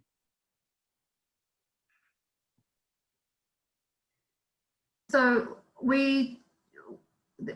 from my understanding, it was also important for the privacy regulations that there is someone that we can identify as the person for our organisation that has this responsibility. So therefore, as part of the process, we needed to create this, but in order to create this position, we need to add this position formally to the bylaws. So there's what we have on this slide is what we would like to put to the membership to vote on, and we would like to add this position, and this data management officer would be elected or would be selected as the secretary and the treasurer of KBS are.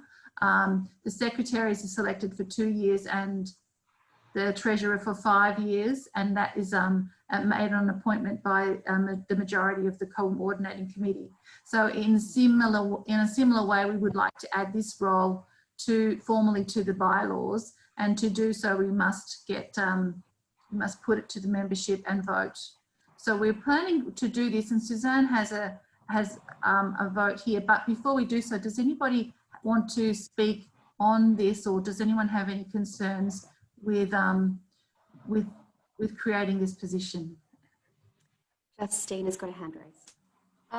I would like to add some few words to support that idea. We came across the problems when organizing KBS in Warsaw, and there was also an issue who owns the data and website and information placed on website, and our lawyers strongly supported us in that in the solution that the KBS is the owner, and then whenever KBS new symposium is organized, it's the matter of simple data shared agreement between local organizers and the KBS as the data owner.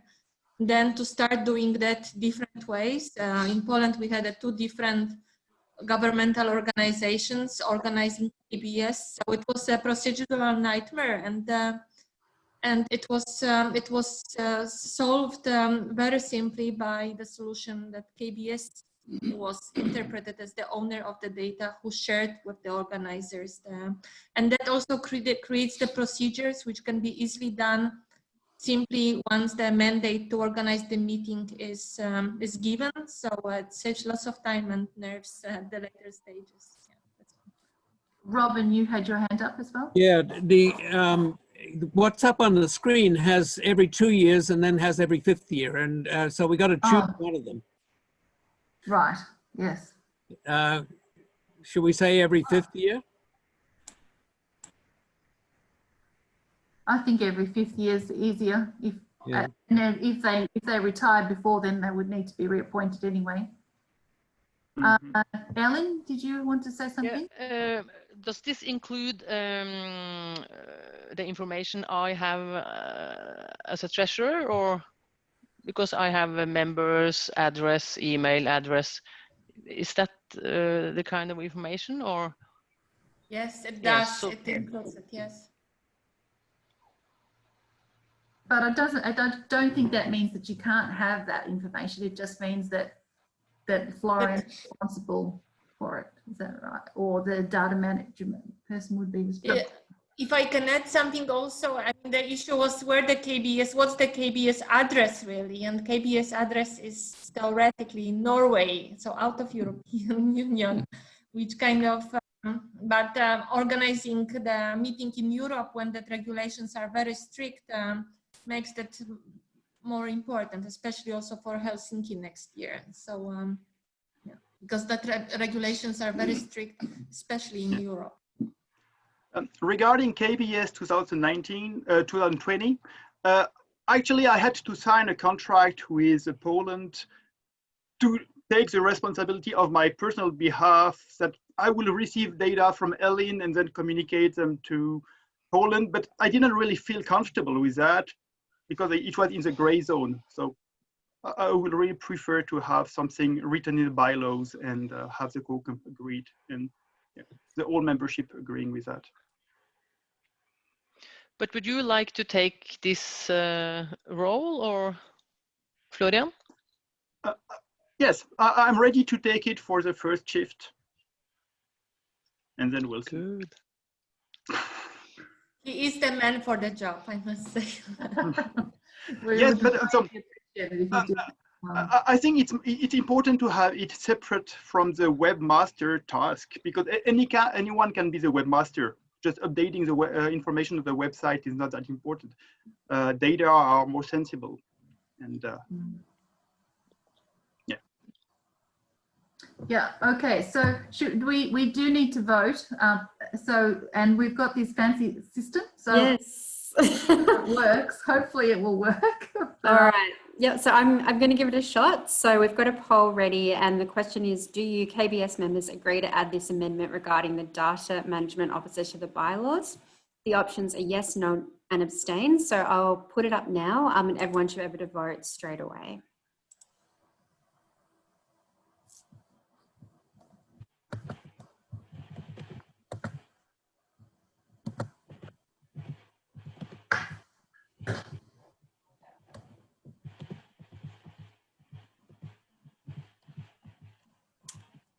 Okay, almost there. We've got 26 of 32 people have voted.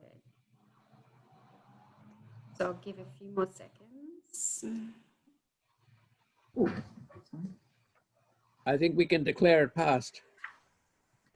I think we certainly can. It was 100% yes. So that is passed. Yay. Okay. Thank you. And well, I'm glad that worked. That's very exciting. Thank you, Suzanne. That's wonderful. Wow. Well, very consensus, unanimous. So now the next item on the agenda is the KBS elections. So again, Florian has kindly put his hand up at the COCOM meeting to organise these, or had his arm twisted behind his back. So thanks again, Florian, for taking on this role. Okay, so the election committee, so I proposed myself and Hank proposed himself, and we asked Savitri from Thailand if she agreed to be the third member of the committee. And so we developed a list of potential nominees from various countries, gender, age groups, and seniority status. So the bylaws ask us normally to have a list of at least twice as many people volunteering to join the COCOM or to become president or vice president. And we will contact them shortly. The process should be conducted until the end of this year, so we still have a little bit of time. So don't be surprised if you receive an email from me in the next few days. And thank you, Hank, for all the support you're providing and reminding me that this has to go on too. Well, I mean, that voting seemed to work very well, and it seems to be quite anonymous. I don't know whether there's a way we can do something similar, but I'm not sure whether that would mean we all would need to be online at the same time, so perhaps that wouldn't work so well. But yeah, hopefully there is a New Zealand option, Tasia, that we can also work through, I think. Yeah. Now, the next slide, please. Now we turn to the new award. So I think, again, if we can take the next slide down again. So, and I'll open the floor for Robin. Yeah, you can see, I'm sorry about all the small print. That's how it ended up being.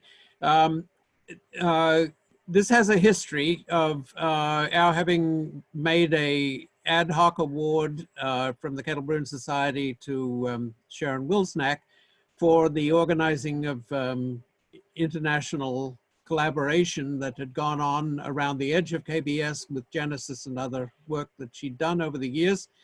And Kim Bloomfield suggested, what about thinking about doing this as a regular award that was of this sort. So Neo Morageli and I were appointed as a committee, and we were allowed to add a couple of people to the committee, which was Kim, who had, after all, been involved in the earlier round, and Aratai Waliwang from Thailand. And this is what we ended up with. What I'm proposing, there's a little bit of it in the middle of it. Well, first of all, the award is to recognize outstanding and exemplary contributions to the advancement of international collaborations in social and epidemiological alcohol research. And then there's a definition of what we mean by that, which is quite broad in terms of what kind of research counts. Just as Kettle Brewing is, as a society, quite broad about it. And so the contribution should include sustained efforts in building cross-national research networks or collaborative studies, as well as a substantial publication record as an author or co-author in the field. They don't necessarily have to be in the Kettle Brewing Society, and the awardee is not necessarily a KBS member. And the award will be a plaque. And there's two different versions here, and I'm suggesting that we first decide on which of those two versions. I would suggest, you know, given a couple of comments I've gotten from people, that we choose the first of these. No, sorry, the second of these. The award will be conferred with a plaque starting in 2021. Sorry, I mean the first of it.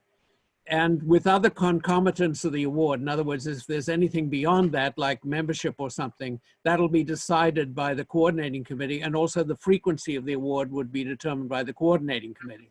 The alternative to that was that it would be awarded annually, but people have been arguing that maybe in the long run we'd run out of candidates. The award selection committee still consists of at least 3 members representing diverse disciplines and nations, and shall be named by the coordinating committee for staggered terms. And it'll be announced that there will be such a thing at the annual meeting each year, and the nominations should include a statement of the candidate's contribution and a curriculum vitae. The selection committee should communicate its decision by the following February 1st, so that there's time for the awardee to send in an abstract for that year's conference or whatever. So that's basically what we've put as a proposed KBS bylaw, which probably would be 18A or something like that in the bylaw list. The first thing we should decide, we should hold a discussion about it, but at the end of that discussion, the first thing we should decide is whether people are willing to accept the idea of the frequency being determined by the coordinating committee, or would rather have it be annual.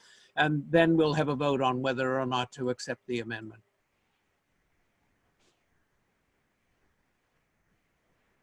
So I'm up for questions.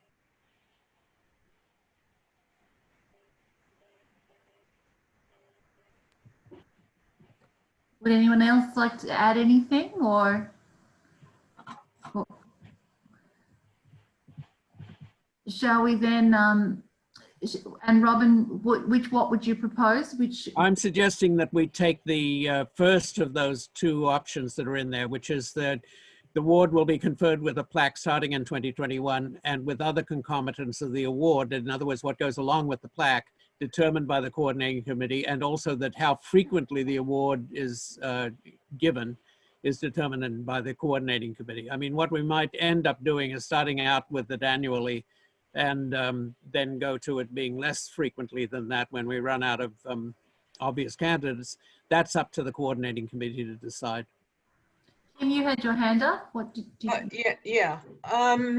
I just wanted to also mention that there are similar awards with several different research societies when we were discussing this. Like, I think RSA has an award, the Sociological Society, APHA, and they actually break it down into 3 different kinds of service awards or extending research awards. So it is something that other societies award to their members or to people in their field. Let's see. And Guilherme was, I think, had his hand raised, and then Sharon. Is that right? Yes.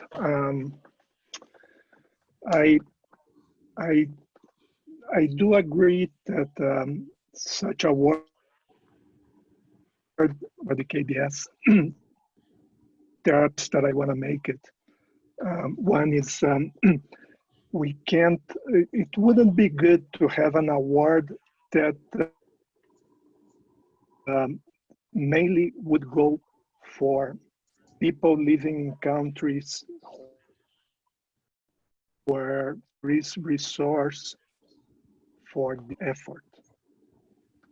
So can't hear him. Take that into consideration. The other thing is that there would be a difference between a truly academic award for people contributing to the international literature and efforts, and an award that is more likely to go to people doing, it's not the word, but a kind of administrative work that would just put people from different groups, from different countries together. So, for example, that has an international award for people developing research of interest to NIDA in different international contexts. So, and this award sometimes go to low and middle income countries as well, countries that do not have the possibility to found international one, for example, that Cheryl did. So those are my 2 main points. Let's not do a award that will only go to certain kind of countries that has resources to head such efforts. That's an important point. I mean, I guess we are an international research society with people from many countries. I guess if it could be that you didn't, I mean, from a low and middle income country, there are yeah.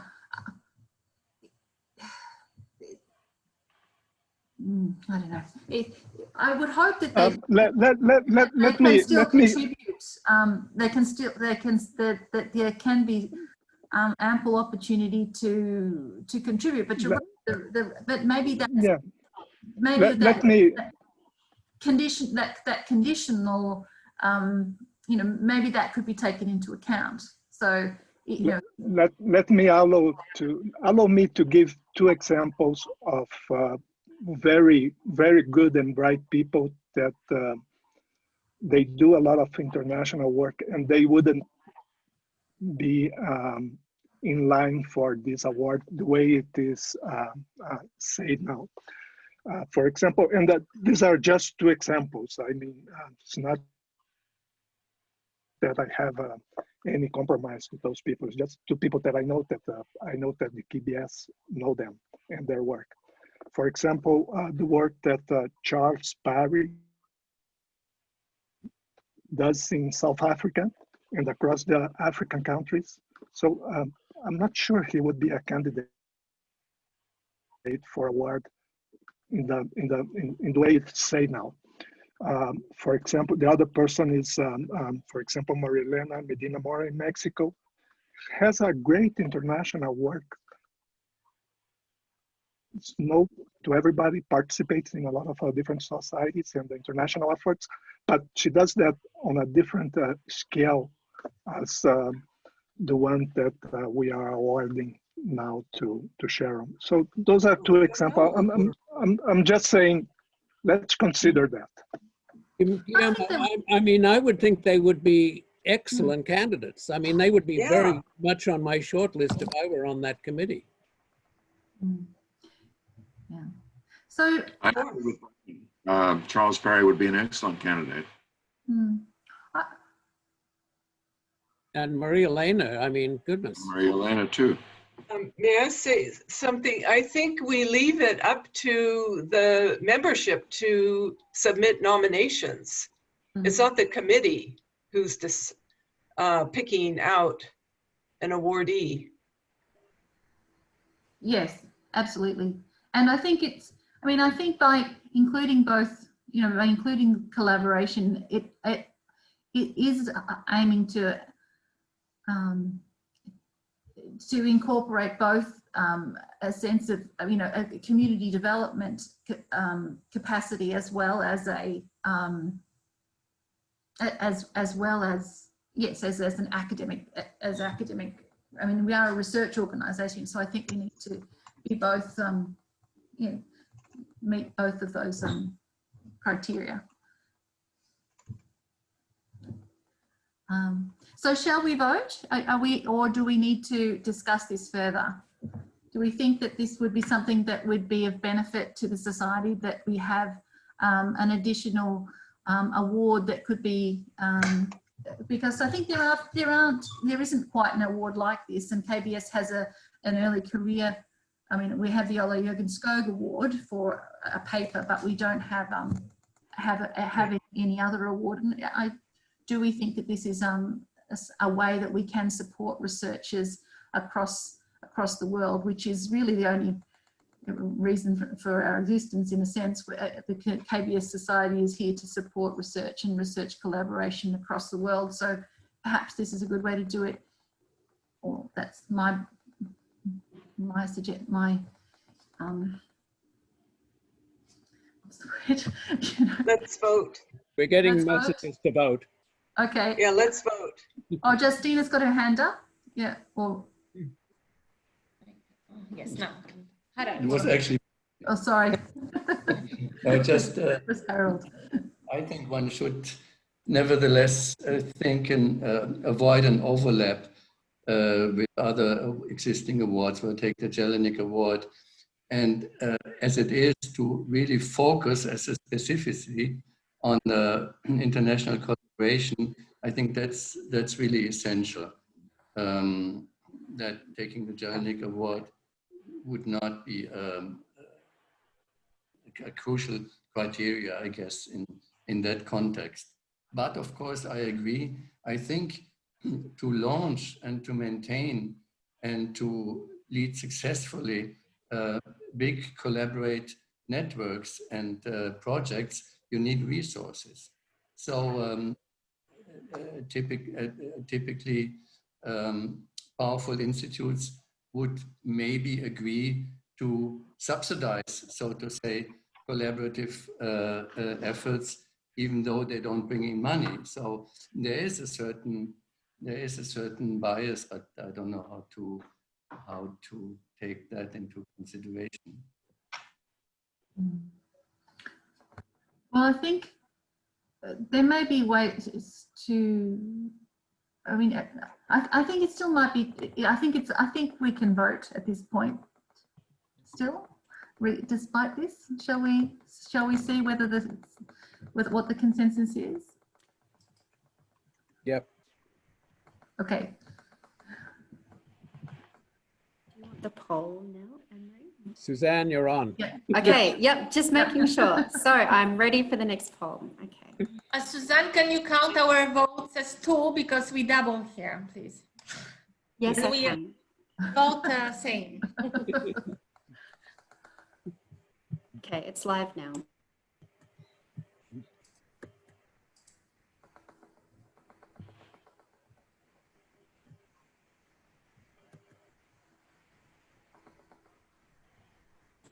Very fast, we're almost there. I'll just give another 10 seconds or so.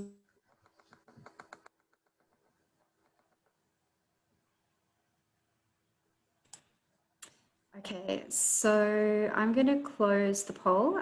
So it's a yes, 86% yes, no is 4%, and abstain is 11%, but I'll show that on the screen.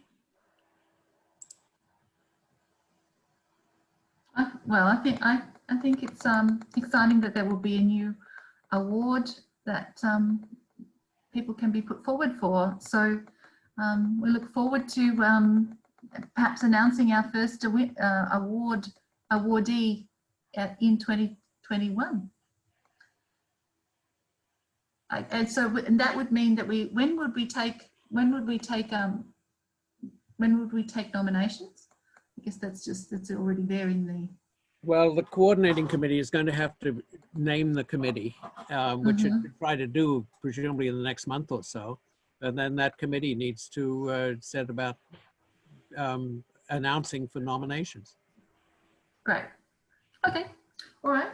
Well, I'll move quickly through because I know we're over time already. So thank you for your patience. And the next item is that Jenny Connor is retiring, and so she won't be active at KBS any longer.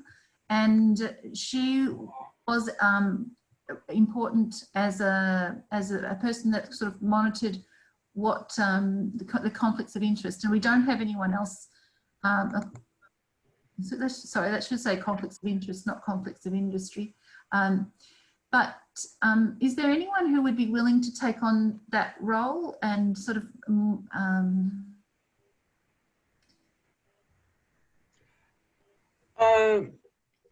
Anne-Marie? Yes, Kim? Yeah. Well, I had been a member. I thought that Jenny was going to be on the meeting today. I emailed with her briefly, and I didn't get a reply as to whether, when the committee was founded, it was Kip, Kipri, Jenny, and Nick, Heather, and I. Right. And then I withdrew, I guess, after I was done with the presidency. So I hadn't been involved, and I guess not much has happened since then. So if there's still a desire to have some work be done in this area, I could, rejoin or, work with others who are interested. If there is a desire to do more than, I think we have the statement that needs to be signed before submitting papers and registering and all of that kind of thing, becoming a member. So I don't know if we need any more work. I mean, I've got an email from Jenny, and she said she thinks that KBS needs to have a mechanism by which policy on conflicts of interest and actual instances that arise are reviewed in an ongoing way. She said it doesn't necessarily require a standing committee, but it would be good to have someone or a couple of people with some expertise and interest who could provide continuity with regard to this and consult with consult when necessary with the COCOM and or the membership. And she says, unfortunately, it won't be her because she's retiring and can't take it forward.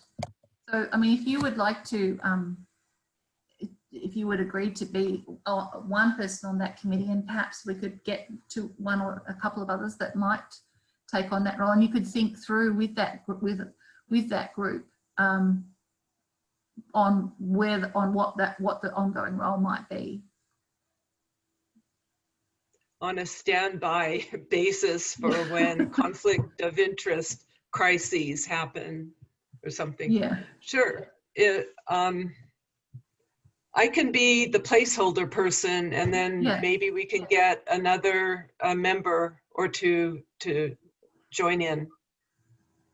Okay. Any volunteers now while you're here? Feel free to pipe up in the chat as well. Anyway, there's only 2 items left on the agenda, I think. So there's the digitisation of the past KBS papers, and Robin has been working on a subcommittee with that. Robin, did you want to say a sentence or two about that? Very quickly, that basically we haven't gotten very far other than to decide that there are a lot of things that needed deciding and doing. Florian has done a really excellent job of getting us quite a long way into having stuff digitized, particularly from recent years. But there is an awful lot of stuff. Kettlebrune Society has been around for, and its predecessors has been around for a long time.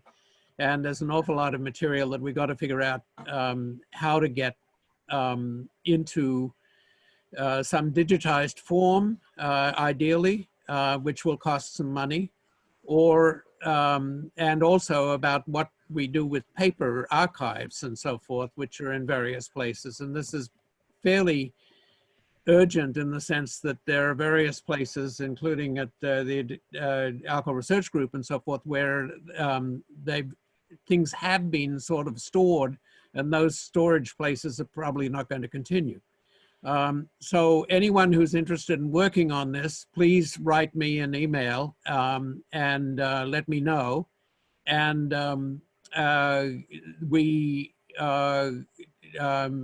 I really would be interested. I'll certainly send you the quite long email trail as we've started discussing it, and people could join in on it. So I really would appreciate anyone who would volunteer to help with this. I think Florian is still willing to help us with it, and I hope we can get somewhere. Neo, I think, is back with us now. So we have an update on the IJADR, which is the KBS Society Journal. I mean, it's sort of loosely the KBS Society Journal, but we did want to have to discuss that because it does need a little bit of help and assistance, I think. So Neo, are you able to unmute and present on the Yes, hi, can you hear me? Yes, yep. Okay, I'm going to speak quickly, but I'm having terrible connectivity problems, so I might get cut off. There were some slides which I submitted. Yep. I wonder if we can move to the slides, please, Suzanne.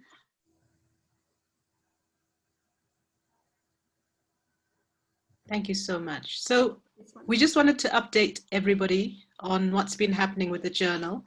So at the end of 2019, Sandra Kunch, Samantha Wells, and Mark Reed stepped down as co-editors-in-chief, and Anne-Marie and I were asked to step in and serve in an acting role. So the slide you see there just shows who's currently on the board. So we see the senior editor. I wonder why, I'm sorry, I just have to move something off my screen, just blocking. The senior editor for international affairs, international support, senior editors, senior editor for technical support, and then a manuscript coordinator. So I've managed to get assistance with somebody at the University of Johannesburg with respect to manuscript coordination. Could I have the next slide, please? Okay, so the next slide just shows you who's on the editorial team, the consulting editors specifically. We thank you all for the hard work you've been doing, helping us with that. Next slide, please. The next slide shows the members of the editorial board as it currently exists. Next slide, please.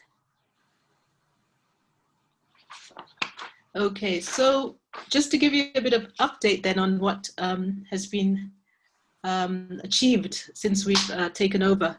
We've had a little bit of delay in terms of progress, partially because of COVID-related issues, both affecting editorial board members and authors. So some authors have not been able to work on their papers, which have been reviewed as quickly as possible, as quickly as they could because of COVID delays. The paper has had an acceptance rate of 50% since Anne-Marie and I took over as co-editors-in-chief. However, there's been a low article submission rate. And so what we've been doing has been to try to consider ways in which we might be able to improve the submission rate. And so those are some of the things we've been thinking of. And for example, other journals, so those with higher submission rates, for example, there's an option that they might, for example, transfer articles that have been rejected but are still of relatively high quality, have them transferred to ourselves, and then we would then benefit from their review process and potentially consider including them as possible papers to publish. And then, of course, we need to improve the marketing activities because we're not really marketing the journal at all. So far, we've worked on a number of papers and we are planning to release 2 issues by the end of this year. So that's in the plans. Next slide, please.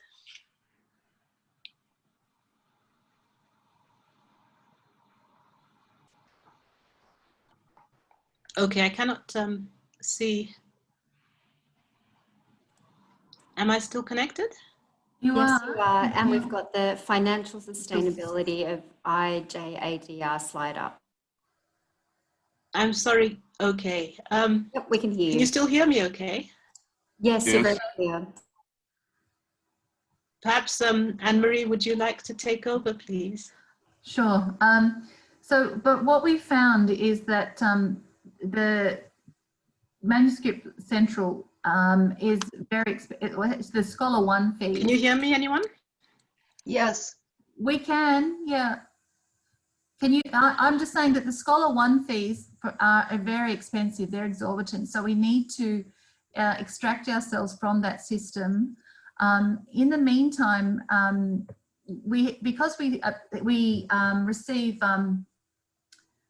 we waive fees for authors from low and middle income countries, this means that, and we do support young and early career researchers as well. We are not getting enough paying submissions, and we're getting more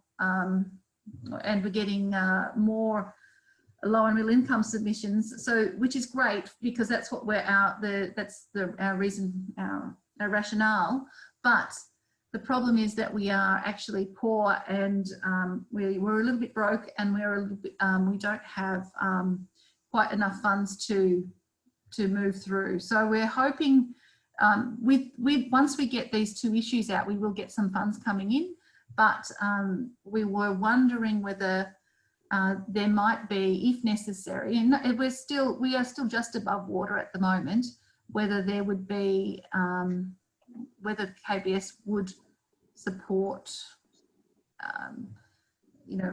paying a couple of small bills if necessary, just to tide us over until we become editors. Well, hopefully we become editors-in-chief, because we haven't been appointed editors-in-chief. We're waiting for the editorial board to appoint us, or to appoint the next person that they think will do a better job than perhaps Neora and I might, because we have, anyway. So are you back online now, or is she gone? Perhaps the next slide. So what we were wondering really was what would KBS members be keen to potentially put some of their membership fees towards supporting the journal? The journal has a number of strengths. It has quite a high number of women on the board. It is less, US centric than many other journals. We do encourage submissions from KBS members. There is an urgent need to appoint an editor-in-chief or chiefs, and yeah, the other thing that needs to be made clearer is really what the governance is of the journal, because does KBS own the journal, or there's no publisher, so we're not owned by a publisher. We're a highly independent journal that has been started by a small group of KBS members, but we need to kind of in a sense we are owned by a KBS journal, but it's not absolutely clear. So, and next slide. Okay, so that, yes. So it's actually. Could you go back to the slide before? This one? Yeah, thank you. Sure. Thank you.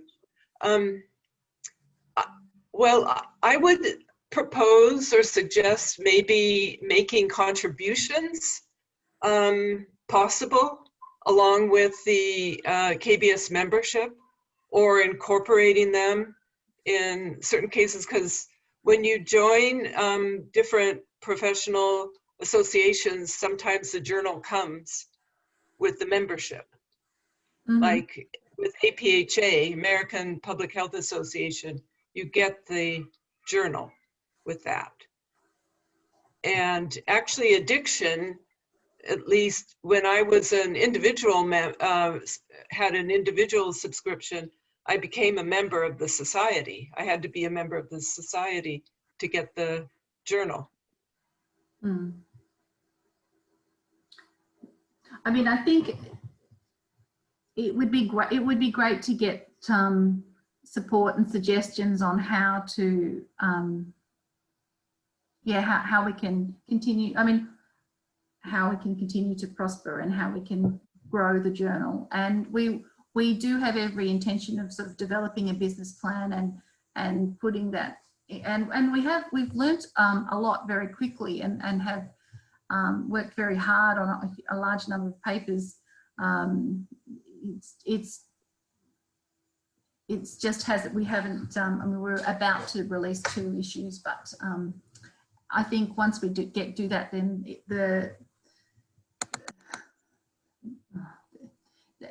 there will be sort of like a rolling stone. We will catch more interest and publish more papers, and our financial situation will also improve. I think I edit a journal, okay? That journal is quite profitable, and the profit goes to support the society, the Australasian Professional Society on Alcohol and Drugs, which wouldn't function very well without the money that it gets from the profit on the journal. Now, that is something which has built up over time, but it involves the fact that libraries up till now have been paying quite a lot of money to subscribe to journals that they think that they've got to get because their professors are insisting on it or whatever. The KBS journal hasn't made it into that circuit at this point. It doesn't have an impact factor and so forth. And to get an impact factor, you have to appear regularly, at least 4 times a year, I think it is.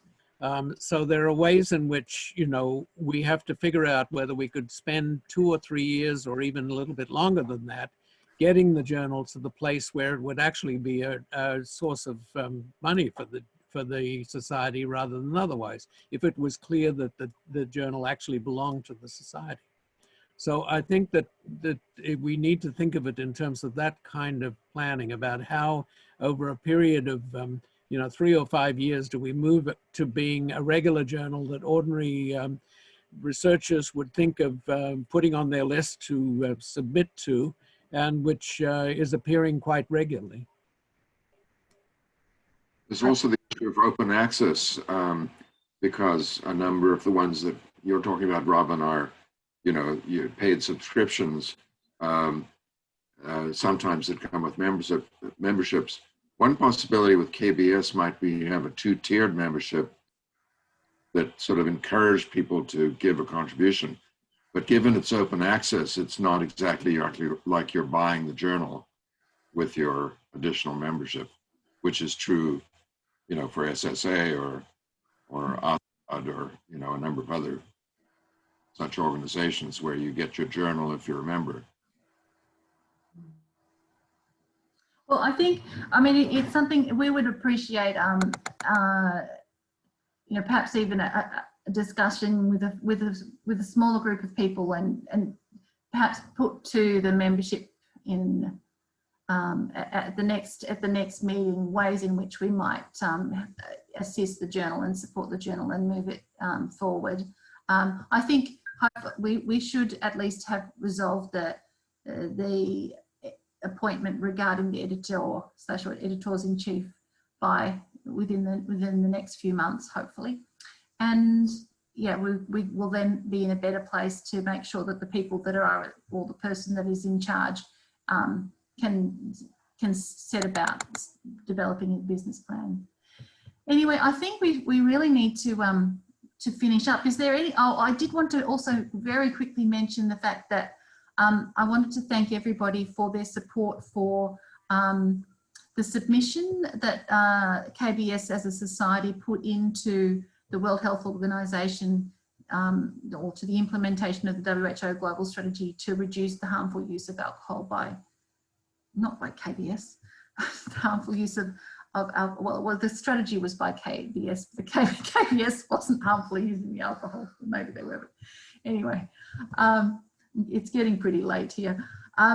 So anyway, but I did want to put that in the minutes, because that was something that KBS hadn't usually done, but we did try our best to make sure that all of the COCOM were supportive, and then we also put that out to the membership before we did submit it, because we didn't think we actually had the power, in a sense, as a COCOM or as a president, to write something for the society without getting permission from the society to submit that. And whilst that process was a little bit rapid, we did think it was important that we did take that opportunity to put forward our ideas about research in that context. So thanks for your work on that, and thank you to everyone on the coordinating committee and in all the subcommittees, and particularly to our treasurer and our secretary and our webmaster and data manager, and Robin who's our perpetual life member president, and everybody. And it is really it's wonderful, but it's just such a shame that we haven't actually met in person in the last year. Some of us have occasionally there was a thematic. There have been a couple of thematics that were successful, so that was a great opportunity for us to get together and to conduct research internationally. But would anyone like to say anything else before we say thank you and goodbye? We're getting some interesting comments here on the chat. I should read those before I close down. So what have we got here? Is there anything in there that needs to be read out, Susan? We've got a hand up, Nazarius. Yep. Yes, yes. No, this is just thank you, Chair Anne, for the wonderful job. Susan and Florian and everybody really who has made this happen. How come today's session has been really quite, it has been less, it has been trouble-free, sort of, well, a few things, but it has gone on quite well. The time I entered and left, and now looks like things have been quite well. So I really wish to thank everybody. And let's keep on moving. Looks things will be much better with time. Thank you so much. Yes, thank you. Thank you, Naz. Yeah. Thank you. Did you see my comment? What's your comment, Ellen? I just wrote that at least 150 people, they are attending the conference without membership. So if they paid, it will be more money for the journal and for everything. So maybe we could maybe only PhD students should not have to pay. I don't know.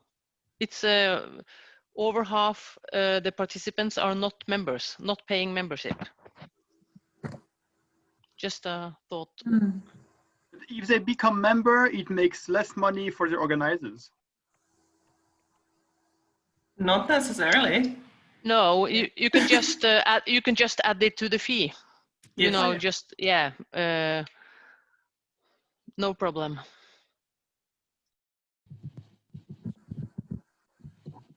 Thank you, everyone. Thank you. Good night to you. Thank you. Everyone for Good participating. It's lovely to see you. Thank you. Good night. Nice to see you. Good night. Bye. Hi, good to see everybody.